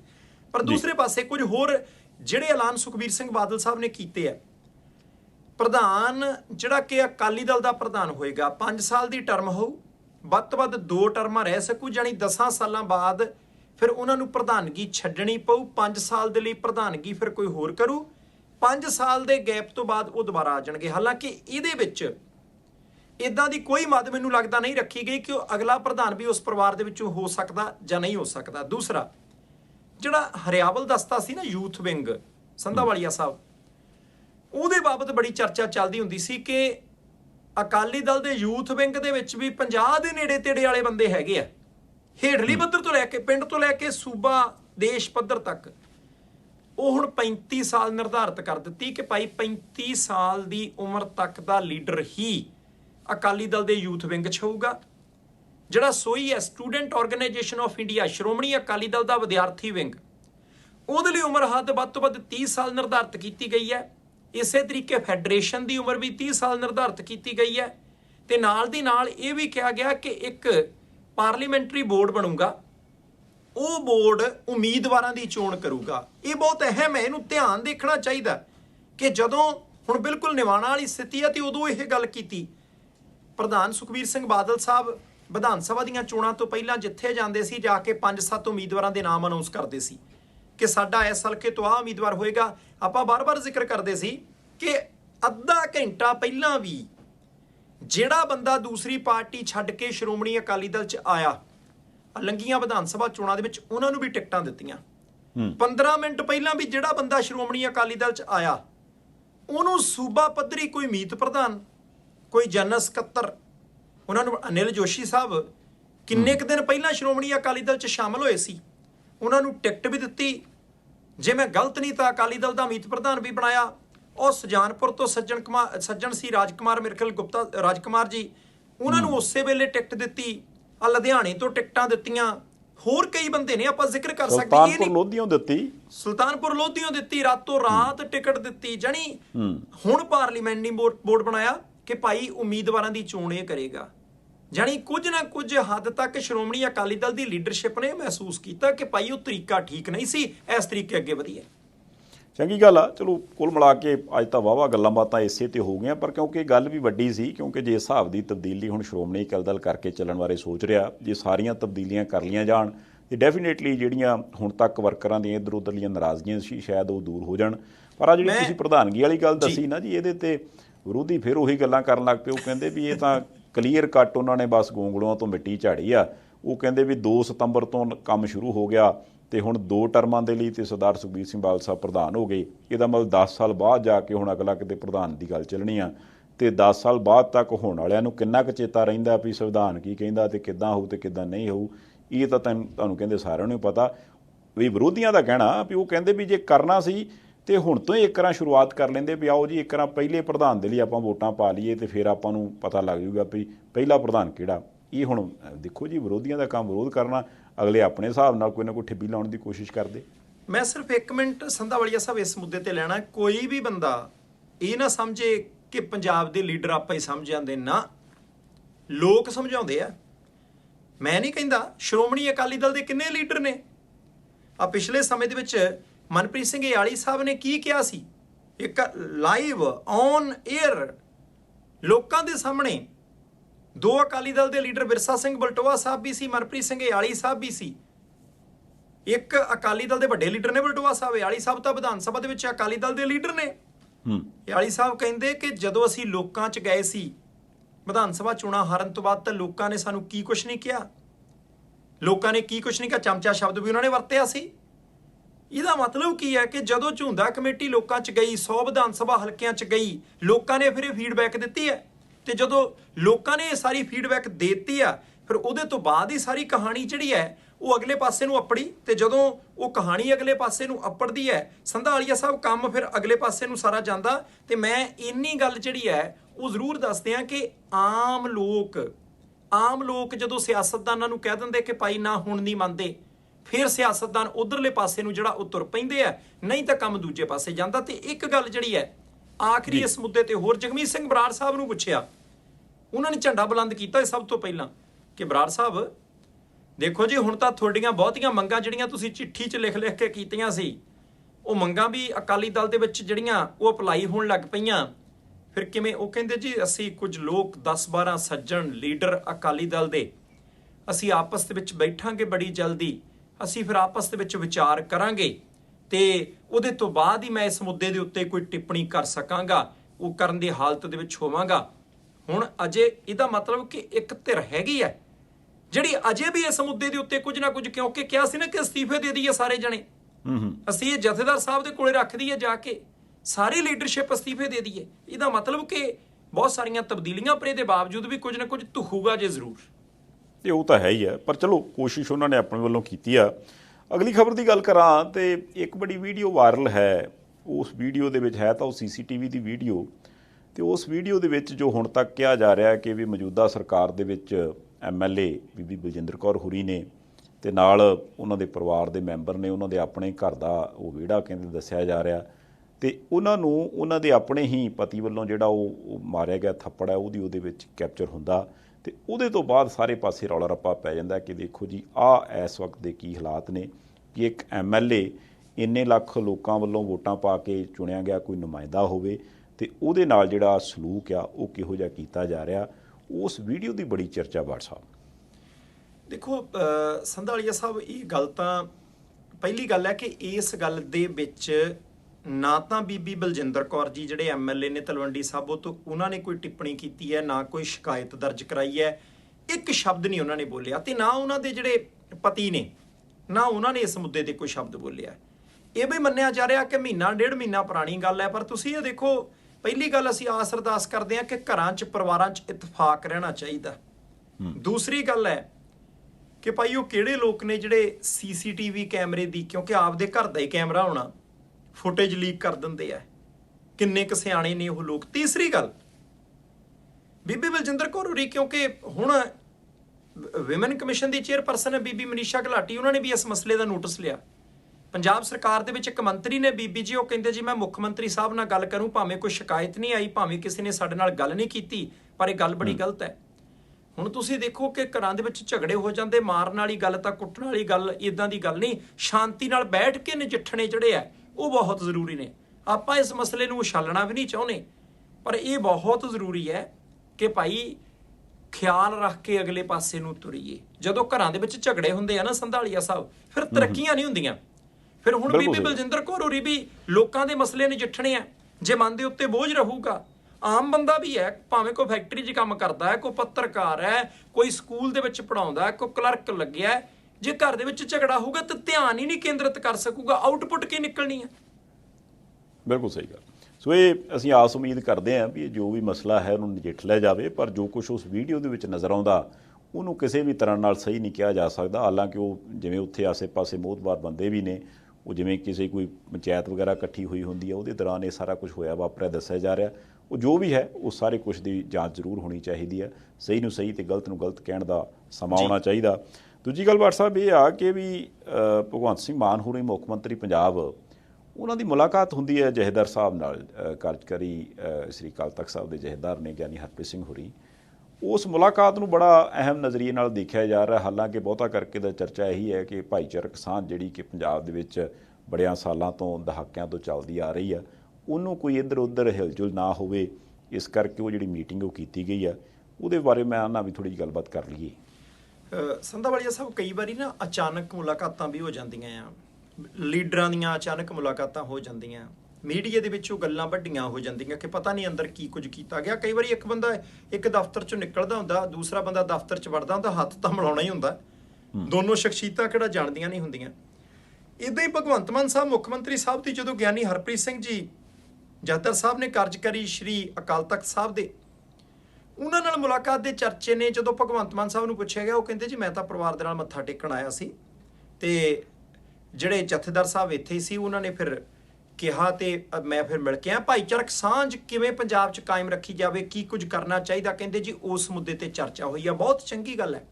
ਨਹੀਂ ਤਾਂ ਆਮ ਤੌਰ ਦੇ ਉੱਤੇ ਸੰਧਾਲੀਆ ਸਾਹਿਬ ਆਪਾਂ ਦੇਖਦੇ ਹਾਂ ਕਿ ਕਈ ਵਾਰੀ ਅਕਸਰ ਸਰਕਾਰਾਂ ਦੇ ਉੱਤੇ ਇਹ ਰੋਸਾ ਹੁੰਦਾ ਹੈ ਧਾਰਮਿਕ ਆਗੂਆਂ ਨੂੰ, ਜਿਹੜੇ ਸਿਖਰਲੇ ਕਤਾਰ ਦੇ ਆਗੂ ਨੇ, ਕਿ ਭਾਈ ਸਰਕਾਰ ਆ ਇਦਾਂ ਨਹੀਂ ਕਰ ਰਹੀ, ਸਰਕਾਰ ਆਪਣੀ ਜ਼ਿੰਮੇਵਾਰੀ ਨਿਭਾ ਰਹੀ। ਜੇ ਮੁੱਖ ਮੰਤਰੀ, ਮੈਂ ਕਹਿੰਦਾ ਲਗਾਤਾਰ ਮਹੀਨੇ 'ਚ ਇੱਕ ਮੁਲਾਕਾਤ ਹੋਣੀ ਚਾਹੀਦੀ ਹੈ। ਜੇ ਕਿਸੇ ਵੀ ਥਾਂ ਦੇ ਉੱਤੇ ਕੋਈ ਬਿੱਥ ਲੱਗਦੀ ਹੈ, ਜੇ ਜਥੇਦਾਰ ਸਾਹਿਬ ਜਿੰਨੀ ਕੁ ਸੇਧ ਇੱਧਰਲੇ ਪਾਸੇ ਦੇ ਸਕਦੇ ਆ, ਉਹ ਦੇਣੀ ਚਾਹੀਦੀ ਹੈ। ਸਰਕਾਰ ਨੂੰ ਵੀ ਉਹਨਾਂ ਤੋਂ ਸਲਾਹ ਲੈ ਲੈਣੀ ਚਾਹੀਦੀ ਹੈ। ਤੇ ਜੇ ਮੁਲਾਕਾਤ ਹੋਈ ਤਾਂ ਵਧੀਆ। ਦੂਸਰੀ ਗੱਲ, ਬਠਿੰਡੇ ਵਾਲੀ ਜਿਹੜਾ ਸਭ ਤੋਂ ਵੱਡਾ ਬਠਿੰਡੇ ਦਾ ਉਦਯੋਗ ਹੈ, ਮੁੱਖ ਮੰਤਰੀ ਭਗਵੰਤ ਮਾਨ ਸਾਹਿਬ ਉੱਥੇ ਵੀ ਗਏ ਰਿਫਾਈਨਰੀ 'ਚ। ਉਹ ਕਹਿੰਦੇ ਕੋਈ ਮਾਫੀਆ ਮੂਫੀਆ ਨਹੀਂ ਹੋਣਾ। ਤੁਹਾਨੂੰ ਯਾਦ ਹੋਣਾ ਪਹਿਲਾਂ ਵੀ ਇੱਕ ਵਾਰੀ ਚਰਚਾ ਚੱਲਦੀ ਹੁੰਦੀ ਸੀ ਗੁੰਡਾ ਤੇ ਡੰਡਾ ਟੈਕਸ। ਗੁੰਡਾ ਟੈਕਸ ਉਦੋਂ ਬਹੁਤ ਸੁਣਿਆ ਸੀ, ਡੰਡਾ ਟੈਕਸ ਬਹੁਤ ਨਵਾਂ ਸ਼ਬਦ ਸੀ ਉਦੋਂ। ਕਹਿੰਦੇ ਜੀ ਰਿਫਾਈਨਰੀ ਦੇ ਅੰਦਰ ਵੀ ਜੋ ਕੁਝ ਜਾਂਦਾ ਰੁਪਈਏ ਉਹਨਾਂ ਤੋਂ ਵੀ ਲੈਂਦੇ ਆ, ਰਿਫਾਈਨਰੀ ਤੋਂ ਬਾਹਰ ਚਾਹੇ ਭੱਜਿਆ ਟੁੱਟਿਆ ਸਮਾਨ ਆਉਂਦਾ ਰੁਪਈਏ ਉਹਨਾਂ ਤੋਂ ਵੀ ਵਸੂਲੀ ਜਾਂਦੇ ਆ। ਮੀਡੀਆ 'ਚ ਖਬਰਾਂ ਆਈਆਂ, ਅਗਲੇ ਟੈਂਟ ਪੁੱਟ ਕੇ ਲੈ ਗਏ, ਪਰ ਸਜ਼ਾ ਨਹੀਂ ਸੀ ਕਿਸੇ ਨੂੰ ਮਿਲੀ। ਹੁਣ ਮੁੱਖ ਮੰਤਰੀ ਸਾਹਿਬ ਕਹਿੰਦੇ ਅਸੀਂ ਕਹੇ ਪ੍ਰਬੰਧਕਾਂ ਨੂੰ ਕਿ ਤੁਸੀਂ ਜੇ ਆਪਣਾ ਕੰਮ ਵਧਾਉਣਾ ਵਧਾਓ, ਕੰਮ ਸਾਡੇ ਮੁੰਡੇ ਕੁੜੀਆਂ ਨੂੰ ਦਿਓ, ਪੰਜਾਬ ਦਿਆਂ ਨੂੰ। ਉਹ ਕਹਿੰਦੇ ਮੈਂ ਇਹ ਵੀ ਕਹਾਂ ਕਿ ਜਿਸ ਤਰ੍ਹਾਂ ਦੇ, ਜਿਸ ਨਿਪੁੰਨਤਾ ਦੇ ਬੱਚੇ ਤੁਹਾਨੂੰ ਚਾਹੀਦੇ, ਨੌਜਵਾਨ ਤੁਹਾਨੂੰ ਚਾਹੀਦੇ ਆ, ਜੇ ਤੁਹਾਨੂੰ ਲੱਗਦਾ ਨਾ ਪੰਜਾਬ ਤੋਂ ਨਹੀਂ ਲੱਭਦੇ, ਤੁਸੀਂ ਸਾਨੂੰ ਦੱਸੋ। ਅਸੀਂ ਆਪਣੇ ਕਾਲਜਾਂ 'ਚ, ਯੂਨੀਵਰਸਿਟੀਆਂ 'ਚ, ITIs ਦੇ ਵਿੱਚ, ਪੋਲੀਟੈਕਨਿਕ ਦੇ ਵਿੱਚ ਉੱਦਾਂ ਦੇ ਕੋਰਸ ਕਰਾ ਕੇ ਬੱਚੇ ਤੁਹਾਨੂੰ ਤਿਆਰ ਕਰਕੇ ਦੇਵਾਂਗੇ, ਪਰ ਕੰਮ ਸਾਡੇ ਬੱਚਿਆਂ ਨੂੰ ਦਿਓ। ਮੈਨੂੰ ਲੱਗਦਾ ਠੀਕ ਹੈ ਗੱਲ ਉਹਨਾਂ ਦੀ। ਜੇ ਅੱਜ ਸਾਡੇ ਕੋਲੇ ਕੋਈ ਟ੍ਰੇਨਿੰਗ ਸੈਂਟਰ ਉੱਦਾਂ ਦਾ ਨਹੀਂ ਜਿਹੜਾ ਸਮੇਂ ਦੀਆਂ ਲੋੜਾਂ ਨੂੰ ਪੂਰੀਆਂ ਕਰਦਾ, ਜੇ ਇਦਾਂ ਉਦਯੋਗਪਤੀਆਂ ਦਾ ਸਰਕਾਰ ਦੇ ਨਾਲ ਤਾਲਮੇਲ ਰਹੇ, ਤਾਂ ਮੈਨੂੰ ਲੱਗਦਾ ਸਾਲ 2 ਸਾਲ ਦੇ ਵਿੱਚ ਆਪਾਂ ਖੱਪਾ ਭਰ ਦੇਵਾਂਗੇ। ਇਹ ਬੜਾ ਜ਼ਰੂਰੀ ਆ, ਕਿਉਂਕਿ ਹੁਣ ਤੱਕ ਖੱਪੇ ਦੀ ਗੱਲ ਤਾਂ ਬੜੀ ਦੇਰ ਪਹਿਲਾਂ ਤੋਂ ਚੱਲਦੀ ਆਉਂਦੀ ਆ। ਕਿਉਂਕਿ ਜੇ ਕੋਈ ਕੰਪਨੀ ਵਾਲਾ ਤੇ ਉਹ ਕਹਿੰਦਾ ਜੀ ਮੈਨੂੰ ਲੋੜ ਤੇ ਹੈਗੀ ਆ, ਪਰ ਜਦੋਂ ਵੀ ਕਿਤੇ ਕੋਈ ਇੱਦਾਂ ਦਾ ਕੋਈ ਜੌਬ ਫੇਅਰ ਹੁੰਦਾ ਜਾਂ ਕੋਈ ਨੌਕਰੀ ਮੇਲਾ ਹੁੰਦਾ, ਉੱਥੇ ਜਾ ਕੇ ਜਿਹੜੇ ਬੰਦਿਆਂ ਨਾਲ, ਜਿਹੜੇ ਜਵਾਕਾਂ ਨਾਲ ਸਾਡੀ ਗੱਲ ਹੁੰਦੀ, ਉਹਨਾਂ ਕੋਲ ਡਿਗਰੀਆਂ ਤੇ ਹੁੰਦੀਆਂ, ਪਰ ਸਾਡੇ ਕੰਮ ਦੀ ਪ੍ਰੈਕਟੀਕਲ ਨੌਲੇਜ ਨਹੀਂ ਹੁੰਦੀ। ਫਿਰ ਸਾਨੂੰ ਬੰਦਾ ਇੱਧਰੋਂ ਉੱਧਰੋਂ ਲੱਭਣਾ ਪੈਂਦਾ। ਉਹ ਜੇ ਪ੍ਰੈਕਟੀਕਲ ਨੌਲੇਜ ਵਾਲਾ ਤਿਆਰ ਹੋਇਆ ਟੈਲੈਂਟ ਜਿਹੜਾ ਹੈ ਉਹਨਾਂ ਨੂੰ ਇੱਥੇ ਮਿਲਣ ਲੱਗ ਪਿਆ, ਤੇ ਫਿਰ ਜਿਹੜੀ ਨੌਜਵਾਨੀ ਆ ਉਹਨੂੰ ਕੰਮ ਹੀ ਮਿਲ ਜੂਗਾ, ਤੇ ਜਿਹੜੇ ਉਦਯੋਗ ਨੇ ਜਾਂ ਜਿਹੜੀ ਇੰਡਸਟਰੀ ਹੈ ਉਹਨਾਂ ਨੂੰ ਵੀ ਆਪਣੇ ਬੰਦੇ ਜਿਹੜੇ ਨੇ ਲੋਕਲ ਮਿਲ ਜਾਣਗੇ। ਅਗਲੀ ਗੱਲ ਭੱਟ ਸਾਹਿਬ, ਸ਼੍ਰੋਮਣੀ ਗੁਰਦੁਆਰਾ ਪ੍ਰਬੰਧਕ ਕਮੇਟੀ ਦੀ ਕਰ ਲਈਏ। ਪ੍ਰਧਾਨ ਹਰਜਿੰਦਰ ਸਿੰਘ ਧਾਮੀ ਹੋਰਾਂ ਨੇ ਹੁਣ ਜਿਹੜਾ ਇੱਕ ਅਗਲਾ ਪਲਾਨ ਬਣਾ ਲਿਆ, ਜਿਹਦੇ ਵਿੱਚ ਇੱਕ ਦਸਤਖਤ ਮੁਹਿੰਮ ਵੀ ਚੱਲਣੀ ਆ, ਫਿਰ ਅਲੱਗ-ਅਲੱਗ ਥਾਵਾਂ ਦੇ ਉੱਪਰ ਜਾ ਕੇ ਜਿਹੜੇ ਧਰਨੇ ਪ੍ਰਦਰਸ਼ਨ ਨੇ ਉਹਦੀ ਰੂਪਰੇਖਾ ਵੀ ਉਲੀਕ ਲਈ ਗਈ ਆ। ਤੇ ਮਸਲਾ ਉਹੀ ਹੈ ਬੰਦੀ ਸਿੰਘਾਂ ਦੀ ਰਿਹਾਈ ਵਾਲਾ। ਜਿੱਦਾਂ ਉਹਨਾਂ ਨੇ ਜ਼ਿਕਰ ਕੀਤਾ ਵੀ ਚਿੱਠੀ ਮਹਾਰਾਜ ਇੱਕ ਨਹੀਂ, ਅਸੀਂ ਤਾਂ ਚਿੱਠੀ ਪਹਿਲਾਂ ਵੀ ਲਿਖੀ ਸੀ, ਉਸ ਤੋਂ ਬਾਅਦ 2 ਰਿਮਾਈਂਡਰ ਵੀ ਪਾਏ, ਪਰ ਸਾਨੂੰ ਜਵਾਬ ਹੀ ਕੋਈ ਨਹੀਂ ਆਇਆ, ਸਾਨੂੰ ਕੋਈ ਦੱਸਦਾ ਹੀ ਨਹੀਂ, ਸਾਡੀ ਕੋਈ ਗੱਲ ਹੀ ਨਹੀਂ ਸੁਣਦਾ, ਤੇ ਅਸੀਂ ਅੱਕ ਕੇ ਹੁਣ ਇਸ ਰਾਹ ਤੁਰਨ ਲੱਗੇ ਹਾਂ। ਉਹ ਗੱਲ ਤੋਂ ਤਾਂ ਇੱਦਾਂ ਜਾਪਦਾ ਕਿ ਜਿੱਦਾਂ ਇਹ ਚਿੱਠੀ ਪੱਤਰੀ ਵਾਲਾ ਕੰਮ ਜਾਂ ਪਹੁੰਚ ਵਾਲਾ ਕੰਮ ਤਾਂ ਬੜੀ ਦੇਰ ਤੋਂ ਸ਼੍ਰੋਮਣੀ ਗੁਰਦੁਆਰਾ ਪ੍ਰਬੰਧਕ ਕਮੇਟੀ ਕਰ ਰਹੀ ਸੀ, ਸਾਹਮਣੇ ਵਾਲੇ ਪਾਸੋਂ ਹੀ ਕੋਈ ਜਵਾਬ ਨਹੀਂ ਆਇਆ। ਦੇਖੋ, ਸ਼੍ਰੋਮਣੀ ਗੁਰਦੁਆਰਾ ਪ੍ਰਬੰਧਕ ਕਮੇਟੀ ਕੰਮ ਕਰਨ ਲੱਗੀ ਹੈ, ਧਾਮੀ ਸਾਹਿਬ ਸਰਗਰਮ ਹੋਏ ਨਾ, ਤਾਂ ਚੰਗੀ ਗੱਲ ਹੈ, ਕਿਉਂਕਿ ਵੱਡੀ ਸੰਸਥਾ ਹੈ, ਸਿੱਖਾਂ ਦੀ ਮਿੰਨੀ ਪਾਰਲੀਮੈਂਟ ਨਾਮ ਹੈ, ਡਿਊਟੀ ਹੈ ਉਹਨਾਂ ਦੀ, ਕਰ ਰਹੇ ਨੇ, ਬਹੁਤ ਚੰਗਾ, ਧੰਨਵਾਦ ਹੈ। ਪਰ ਜੇ ਕਿਤੇ ਕੰਮ ਪਹਿਲਾਂ ਹੋ ਜਾਂਦਾ ਨਾ, ਮੇਰੇ ਖਿਆਲ ਧਾਮੀ ਸਾਹਿਬ ਤੋਂ ਉਦੋਂ ਪ੍ਰਧਾਨ ਵੀ ਨਹੀਂ ਸੀ ਅਜੇ ਬਣੇ, ਤੇ ਜਿਹੜੀ ਕੇਂਦਰ ਸਰਕਾਰ ਨੂੰ ਹੁਣ ਚਿੱਠੀਆਂ ਪਾਉਣੀਆਂ ਪੈ ਰਹੀਆਂ, ਉਸ ਕੇਂਦਰ ਸਰਕਾਰ ਦੇ ਵਿੱਚ ਸਾਡੇ ਪ੍ਰਤੀਨਿਧ ਹੁੰਦੇ ਸੀ ਬੀਬੀ ਹਰਸਿਮਰਤ ਕੌਰ ਬਾਦਲ, ਉਹਨਾਂ ਦੇ ਰਾਹੀਂ ਪਹੁੰਚ ਕਰਨੀ ਵੀ ਸੌਖੀ ਸੀ। ਉਦੋਂ ਥੋੜ੍ਹਾ ਜਿਹਾ ਸੁਖਾਲਾ ਸੀ, ਸੱਚੀ ਮੁੱਚੀ ਸੁਖਾਲਾ ਸੀ। ਹੁਣ ਸ਼੍ਰੋਮਣੀ ਗੁਰਦੁਆਰਾ ਪ੍ਰਬੰਧਕ ਕਮੇਟੀ ਨੇ ਇੱਕ ਚਿੱਠੀ ਲਿਖੀ ਹੈ ਗਜਿੰਦਰ ਸਿੰਘ ਸ਼ੇਖਾਵਤ ਸਾਹਿਬ ਨੂੰ। ਗਜਿੰਦਰ ਸਿੰਘ ਸ਼ੇਖਾਵਤ ਹੋਰਾਂ ਨੇ ਕਿਹਾ ਸੀ ਨਾ, 2 ਹੀ ਸਿੱਖ ਕੈਦੀ ਨੇ, ਇੱਕ ਕਰਨਾਟਕ ਵਾਲਿਆਂ ਦਾ ਅਦਾਲਤ 'ਚ ਆ ਮਾਮਲਾ, ਤੇ ਇੱਕ ਉਹਨਾਂ ਨੇ ਕਿਹਾ ਸੀ ਕਿ ਦਿੱਲੀ ਦੇ ਵਿੱਚ ਆ ਪ੍ਰੋਫੈਸਰ ਭੁੱਲਰ ਸਾਹਿਬ, ਉਹ ਦਿੱਲੀ ਸਰਕਾਰ ਦੇ ਕੋਲ ਹੈ ਮਸਲਾ, ਸਾਡੇ ਕੋਲ ਨਹੀਂ। ਹੋਰ ਕਹਿੰਦੇ ਸੀ ਮੇਰੇ ਕੋਲ ਕੋਈ ਲਿਸਟ ਹੀ ਨਹੀਂ, ਦਿੱਤੀ ਨਹੀਂ ਕਿਸੇ ਨੇ ਲਿਸਟ। ਹੁਣ ਇਹਨਾਂ ਨੇ ਚਿੱਠੀ ਲਿਖ ਕੇ ਭੇਜੀ ਆ ਕਿ ਗਜਿੰਦਰ ਸਿੰਘ ਸ਼ੇਖਾਵਤ ਨਹੀਂ, 2 ਨਹੀਂ, ਸਾਡੇ 9 ਸਿੱਖ ਕੈਦੀ ਨੇ ਜੇਲ੍ਹਾਂ ਦੇ ਵਿੱਚ ਜਿਹੜੇ ਸਜ਼ਾ ਪੂਰੀ ਕਰ ਚੁੱਕੇ ਆ, ਤੇ ਉਹਨਾਂ ਦੀ ਅਸੀਂ ਰਿਹਾਈ ਦੀ ਮੰਗ ਕਰਦੇ ਹਾਂ। ਲਿਸਟ ਬਣਾ ਕੇ ਭੇਜਤੀ। ਇੰਨੀ ਕੁ ਲਿਸਟ ਸ਼ੇਖਾਵਤ ਸਾਹਿਬ ਦੇ ਲਈ ਬਹੁਤ ਹੈ। ਜੇ ਨਹੀਂ ਬਹੁਤ ਤਾਂ ਉਹ ਸ਼੍ਰੋਮਣੀ ਗੁਰਦੁਆਰਾ ਪ੍ਰਬੰਧਕ ਕਮੇਟੀ ਨੂੰ ਬੈਕ ਚਿੱਠੀ ਪਾ ਕੇ ਪੁੱਛ ਲੈਣ ਕਿ ਭਾਈ ਹੋਰ ਰਿਕਾਰਡ ਚਾਹੀਦਾ, ਦੇ ਦੇਣਗੇ। SGPC ਨੇ ਕੰਮ ਕੀਤਾ ਹੋਣਾ, ਅਸੀਂ ਉਮੀਦ ਕਰਦੇ ਹਾਂ। ਦੂਸਰਾ, ਹੁਣ 12 ਸਤੰਬਰ ਨੂੰ ਕਹਿੰਦੇ ਜੀ ਕਾਲੇ ਚੋਲੇ ਪਾ ਕੇ ਪ੍ਰਦਰਸ਼ਨ ਕਰਨਾ ਸਾਰੇ ਪੰਜਾਬ 'ਚ, ਫਿਰ ਇੱਕ ਸਿਗਨੇਚਰ ਕੰਪੇਨ ਚਲਾਉਣੀ ਆ, ਦਸਤਖਤ ਮੁਹਿੰਮ। ਸਾਰੇ ਕਹਿੰਦੇ ਗੁਰੂ ਘਰਾਂ ਦੇ ਵਿੱਚੋਂ ਅਸੀਂ ਦਸਤਖਤ ਕਰਾਵਾਂਗੇ, ਸਾਰੇ ਪੰਜਾਬ ਨਹੀਂ ਸਾਰੀ ਦੁਨੀਆ 'ਚੋਂ ਦਸਤਖਤ ਕਰਾਵਾਂਗੇ ਕਿ ਭਾਈ ਬੰਦੀ ਸਿੰਘਾਂ ਦੀ ਰਿਹਾਈ ਸਾਨੂੰ ਚਾਹੀਦੀ ਹੈ। ਤੇ ਇੱਕ ਜਿਹੜਾ ਕੰਮ ਬੜਾ ਪਹਿਲਾਂ ਹੋਣਾ ਲੋੜੀਂਦਾ ਸੀ, ਉਹ ਕਹਿੰਦੇ ਜੀ ਸਿੱਖ ਚਿੰਤਕ, ਬੁੱਧੀਜੀਵੀ, ਕਾਨੂੰਨੀ ਮਾਹਿਰ, ਰਿਟਾਇਰਡ ਜੱਜ, ਵਕੀਲ ਸਾਹਿਬਾਨ, ਉਹਨਾਂ ਦੀ ਇਕੱਤਰਤਾ ਸੱਦਣ ਜਾ ਰਹੇ ਆ। ਹੁਣ ਜਿਹੜਾ ਬੰਦਾ ਸੇਵਾ ਮੁਕਤ ਜੱਜ ਹੈ, ਵਕਾਲਤ ਕਰਦਾ ਹੈ, ਉਹ ਕਾਨੂੰਨੀ ਪਹਿਲੂਆਂ ਨੂੰ ਬਹੁਤ ਚੰਗੇ ਤਰੀਕੇ ਜਾਣਦੇ ਆ ਕਿ ਭਾਈ ਇਹਨਾਂ ਕੈਦੀਆਂ ਦੀ ਰਿਹਾਈ ਕਿਉਂ ਨਹੀਂ ਹੁੰਦੀ, ਕਿ ਉਹ ਇਲੀਗਲ ਹੈ, ਜੇ ਇਲੀਗਲ ਹੈ ਜਾਂ ਉਹ ਜੇ ਛੁੱਟ ਸਕਦੇ ਨੇ ਤਾਂ ਸਾਨੂੰ ਕਿਹੜੀ ਕਾਨੂੰਨੀ ਤੌਰ ਦੇ ਉੱਤੇ ਚਾਰਾਜੋਈ ਕਰਨੀ ਪਊਗੀ ਤਾਂ ਉਹਨਾਂ ਨੂੰ ਛੁਡਵਾਇਆ ਜਾ ਸਕਦਾ। ਭਾਈ ਚੰਗੀ ਗੱਲ ਹੈ, ਪਹਿਲ ਕਦਮੀਆਂ ਕਰਨੀਆਂ ਚਾਹੀਦੀਆਂ, ਪਰ ਨਿਰੰਤਰਤਾ ਰੱਖਿਓ ਫਿਰ ਵਧੀਆ। ਨਹੀਂ, ਇਹ ਬੜਾ ਜ਼ਰੂਰੀ ਹੈ। ਜੇ ਸਾਰਾ ਕੁਝ ਇਸੇ ਤਰ੍ਹਾਂ ਚੱਲਦਾ ਰਹੇ ਤਾਂ ਚਲੋ ਆਪਾਂ ਆਸ ਉਮੀਦ ਕਰਦੇ ਹਾਂ ਵੀ ਇਹਦੇ ਵਿੱਚ ਵੀ ਕਾਮਯਾਬੀ ਮਿਲੂਗੀ। ਜਿਹੜੇ ਸਿੱਖ ਆਪਣੀਆਂ ਸਜ਼ਾਵਾਂ ਪੂਰੀਆਂ ਕਰ ਚੁੱਕੇ ਨੇ ਜੀ, ਉਹ ਆਪਣੇ ਪਰਿਵਾਰਾਂ 'ਚ ਵਾਪਸ ਆਉਣਗੇ। ਜਾਂਦੇ ਜਾਂਦੇ WhatsApp ਆਪਾਂ ਜ਼ਿਕਰ ਕਰ ਲਈਏ, ਜਿਹੜੀ ਇੱਕ ਧਮਕੀ ਸਿੱਧੂ ਮੂਸੇਵਾਲਾ ਹੋਰਾਂ ਦੇ ਪਿਤਾ ਜੀ ਨੂੰ ਆਈ ਹੈ, ਜਿਹਦੇ 'ਚ ਕਿਹਾ ਗਿਆ ਕਿ ਵੀ ਜਿਹੜੀ ਸ਼ਬਦਾਵਲੀ ਹੈ ਉਹ ਕਾਫੀ ਉਸ ਲੈਵਲ ਦੀ ਆ, ਅਤੇ ਉਹਦੇ 'ਚ ਇੱਕ ਤਰ੍ਹਾਂ ਨਾਲ ਇਹ ਕਿਹਾ ਗਿਆ ਕਿ ਜਿਸ ਤਰ੍ਹਾਂ ਤੁਸੀਂ ਸਾਡੇ ਜਿਹੜੇ ਸਾਥੀ ਨੇ, ਜਿਹੜੇ ਸਾਡੇ ਭਰਾ ਨੇ, ਉਹਨਾਂ ਦੀ ਸੁਰੱਖਿਆ ਦੇ ਉੱਪਰ ਇਤਰਾਜ਼ ਉਜਰ ਕਰਦੇ ਹੋ, ਉਹ ਸਾਰੀਆਂ ਚੀਜ਼ਾਂ ਨੂੰ ਕਰਨਾ ਬੰਦ ਕਰ ਦਿਓ, ਨਹੀਂ ਤਾਂ ਫਿਰ ਤੁਹਾਡਾ ਵੀ ਹਾਲ ਉਹੀ ਕਰਾਂਗੇ ਜੋ ਸਿੱਧੂ ਮੂਸੇਵਾਲੇ ਦਾ ਕੀਤਾ। ਪਲੱਸ ਉਹਦੇ ਵਿੱਚ ਸਿੱਧੂ ਮੂਸੇਵਾਲੇ ਨੂੰ ਫਿਰ ਉਹਨਾਂ ਬੰਦਿਆਂ ਦਾ ਕਾਤਲ ਦੱਸ ਕੇ ਕਿਹਾ ਗਿਆ ਕਿ ਅਸੀਂ ਤੁਹਾਨੂੰ ਤਾਂ ਸਜ਼ਾ ਦਿੱਤੀ ਹੈ। ਉਹ ਜਿਹੜੀ ਚੀਜ਼ ਆ ਉਹ ਇੱਕ ਵੱਖਰੀ ਤਰ੍ਹਾਂ ਦਾ ਰੰਗ ਨਹੀਂ ਸਾਹਮਣੇ ਆ ਗਿਆ। ਦੇਖੋ ਸੰਧਾਵਾਲੀਆ ਸਾਹਿਬ, ਪਹਿਲੀ ਗੱਲ ਤਾਂ ਇਹ ਕਿ ਉਹਨਾਂ ਨੇ ਕਿਹਾ ਕਿ ਜਿਹੜਾ ਮੰਨੂ ਤੇ ਰੂਪਾ ਐਨਕਾਊਂਟਰ ਦੇ ਵਿੱਚ 2 ਬੰਦੇ ਮਾਰੇ ਗਏ, ਉਹ ਕਹਿੰਦੇ ਜੀ ਤੁਹਾਡਾ ਪ੍ਰੈਸ਼ਰ ਸੀ, ਤੁਸੀਂ ਬਾਰ-ਬਾਰ ਮੰਗ ਕੀਤੀ ਸੀ ਕਿ ਬੰਦੇ ਫੜੋ, ਸਾਡੇ ਸਾਥੀ ਤੁਹਾਡੇ ਕਰਕੇ ਐਨਕਾਊਂਟਰ ਹੋਇਆ ਉਹਨਾਂ ਦਾ। ਹੁਣ ਉਹ ਕਹਿੰਦੇ ਸੀ ਜੀ ਲਾਰੈਂਸ ਬਿਸ਼ਨੋਈ ਤੇ ਜੱਗੂ ਭਗਵਾਨਪੁਰੀਆ ਜਿੰਨੇ ਵੀ ਬੰਦੇ ਨੇ, ਕਿ ਤੁਸੀਂ ਉਹਨਾਂ ਨੂੰ ਮਿਲੀ ਹੋਈ ਸਿਕਿਉਰਿਟੀ ਤੇ ਇਤਰਾਜ਼ ਕਰਦੇ ਹੋ, ਜੇ ਦੁਬਾਰਾ ਇਤਰਾਜ਼ ਕੀਤਾ ਤਾਂ ਤੁਹਾਨੂੰ ਜਾਨੋਂ ਮਾਰ ਦਿਆਂਗੇ। ਠੀਕ ਹੈ ਬਈ, ਉਹਨਾਂ ਦਾ ਬਚਿਆ ਕੀ ਹੈ? ਜਿਨ੍ਹਾਂ ਦਾ ਇੱਕੋ ਇੱਕ ਜਵਾਨ ਪੁੱਤ ਕਤਲ ਕਰ ਦਿੱਤਾ ਗਿਆ ਤੇ ਸ਼ਰੇਆਮ ਕਤਲ ਕਰ ਦਿੱਤਾ ਗਿਆ, ਤੇ ਜੇ ਕਿਸੇ ਬੰਦੇ ਨੂੰ ਲੱਗਦਾ ਕਿ ਭਾਈ ਉਹ ਜਿਉਂਦਿਆਂ 'ਚ ਨੇ, ਉਹ ਬੜੇ ਵਧੀਆ ਖੁਸ਼ੀ ਨਾਲ ਤੁਰੇ ਫਿਰਦੇ ਆ, ਜਾਂ ਉਹਨਾਂ ਨੂੰ ਇਸ ਗੱਲ ਦਾ ਡਰ ਹੋਊਗਾ ਕਿ ਭੜਕ ਨੂੰ ਕਿਸੇ ਬੰਦੇ ਨੇ ਆ ਕੇ ਉਹਨਾਂ ਨੂੰ ਗੋਲੀ ਮਾਰ ਜਾਣੀ ਹੈ ਜਾਂ ਧਮਕੀ ਦੇ ਦੇਣੀ ਹੈ, ਫਿਰ ਤੁਸੀਂ ਗਲਤਫਹਿਮੀ 'ਚੋਂ ਪਾਈ। ਫਿਰ ਇਹਦਾ ਮਤਲਬ ਹੈ ਕਿ ਤੁਸੀਂ ਟੱਬਰਾਂ ਦੇ, ਪਰਿਵਾਰਾਂ ਦੇ ਜੀਆਂ ਦੇ ਚਲੇ ਜਾਣ ਦਾ ਕਦੇ ਨੁਕਸਾਨ ਝੱਲਿਆ ਹੀ ਨਹੀਂ। ਤੇ ਉਹਨਾਂ ਦੇ ਪਿਤਾ ਜੀ ਨੇ ਵੀ ਕਹਿਤਾ, ਉਹ ਕਹਿੰਦੇ ਜੀ ਦੇਖੋ ਗੱਲ ਇਹ ਹੈ ਕਿ ਮੈਂ ਨਹੀਂ ਧਮਕੀ ਤੋਂ ਡਰਦਾ, ਤੁਸੀਂ ਜੋ ਕਰਨਾ ਕਰ ਲਓ, ਪਰ ਮੈਂ ਇਨਸਾਫ ਦੀ ਲੜਾਈ ਜਿਹੜੇ ਉਹ ਲੜਦੇ ਰਹਿਣਾ। ਹੁਣ ਦੇਖਦੇ ਆ ਕਹਾਣੀ ਕਿੱਧਰਲੇ ਪਾਸੇ ਨੂੰ ਜਾਂਦੀ ਹੈ, ਪਰ ਆ ਜਿਹੜੀਆਂ ਧਮਕੀਆਂ, ਪੁਲਿਸ ਨੂੰ ਸ਼ਿਕਾਇਤ ਮਿਲ ਗਈ ਹੈ, ਉਹਨਾਂ ਨੇ ਜਾਂਚ ਪੜਤਾਲ ਸ਼ੁਰੂ ਕਰ ਦਿੱਤੀ ਹੈ ਕਿ ਭਾਈ ਉਹ ਸਾਰਾ ਕੁਝ ਕਿੱਧਰੋਂ ਆਇਆ। ਨਹੀਂ, ਚਲੋ ਇਹ ਗੱਲ ਹੋ ਜਵੇ ਤੇ ਚੰਗੀ ਗੱਲ ਹੈ। ਬਾਕੀ ਦੂਜੀ ਚਰਚਾ ਇਹ ਵੀ ਹੈਗੀ ਆ ਕਿ ਅੱਜ ਕੱਲ੍ਹ ਕਿਉਂਕਿ ਸੋਸ਼ਲ ਮੀਡੀਆ ਦਾ ਜ਼ਮਾਨਾ, ਕੋਈ ਵੀ ਮੈਸੇਜ ਕਰ ਸਕਦਾ, ਕੋਈ ਵੀ ਈਮੇਲ ਕਰ ਸਕਦਾ, ਉਹਦੇ ਥੱਲੇ ਕਿਸੇ ਦਾ ਵੀ ਕੋਈ ਨਾਂ ਲਿਖਿਆ ਜਾ ਸਕਦਾ। ਉਹ ਕਿੰਨੀ ਕੁ ਔਥੈਂਟਿਕ ਹੈ, ਕਿੰਨੀ ਕੁ ਔਥੈਂਟਿਕ ਨਹੀਂ ਹੈ, ਇਹ ਸਾਰੇ ਕੁਝ ਦੀ ਜਾਂਚ ਪੜਤਾਲ ਵੀ ਪੁਲਿਸ ਮਹਿਕਮੇ ਨੇ ਕਰ ਲੈਣੀ ਆ। ਤੇ ਵੇਲਾ ਹੁਣ ਬਾਰ ਸਾਹਿਬ ਆਪਣੇ ਹੁਣ ਜਾਣ ਦਾ ਹੋ ਗਿਆ ਜੀ। ਬਹੁਤ ਸ਼ੁਕਰੀਆ ਜੀ, ਮਿਹਰਬਾਨੀ। ਲਓ ਜੀ, ਫਿਰ ਇਹਦੇ ਨਾਲ ਹੀ ਇਸ ਪ੍ਰੋਗਰਾਮ ਨੂੰ ਅਸੀਂ ਇੱਥੇ ਸਮਾਪਤ ਕਰਦੇ ਹਾਂ। ਤੁਸੀਂ ਇੱਕ ਤਾਂ ਉਹ ਲਾਈਕ ਵਾਲਾ ਬਟਨ ਦਬਣਾ ਨਾ ਭੁੱਲ ਜਾਇਆ ਕਰੋ, ਅਤੇ ਦੂਸਰਾ ਇਸ ਪ੍ਰੋਗਰਾਮ ਨੂੰ ਅੱਗੇ ਤੁਸੀਂ ਸ਼ੇਅਰ ਵੀ ਕਰ ਸਕਦੇ ਹੋ, ਆਪਣੀ ਟਿੱਪਣੀ ਵੀ ਕਰ ਦਿਆ ਕਰੋ। ਦੇਖਦੇ ਰਹਿਣਾ ਪ੍ਰਾਈਮ ਏਸ਼ੀਆ TV, ਤੁਹਾਡਾ ਆਪਣਾ, ਤੁਹਾਡੇ ਲਈ।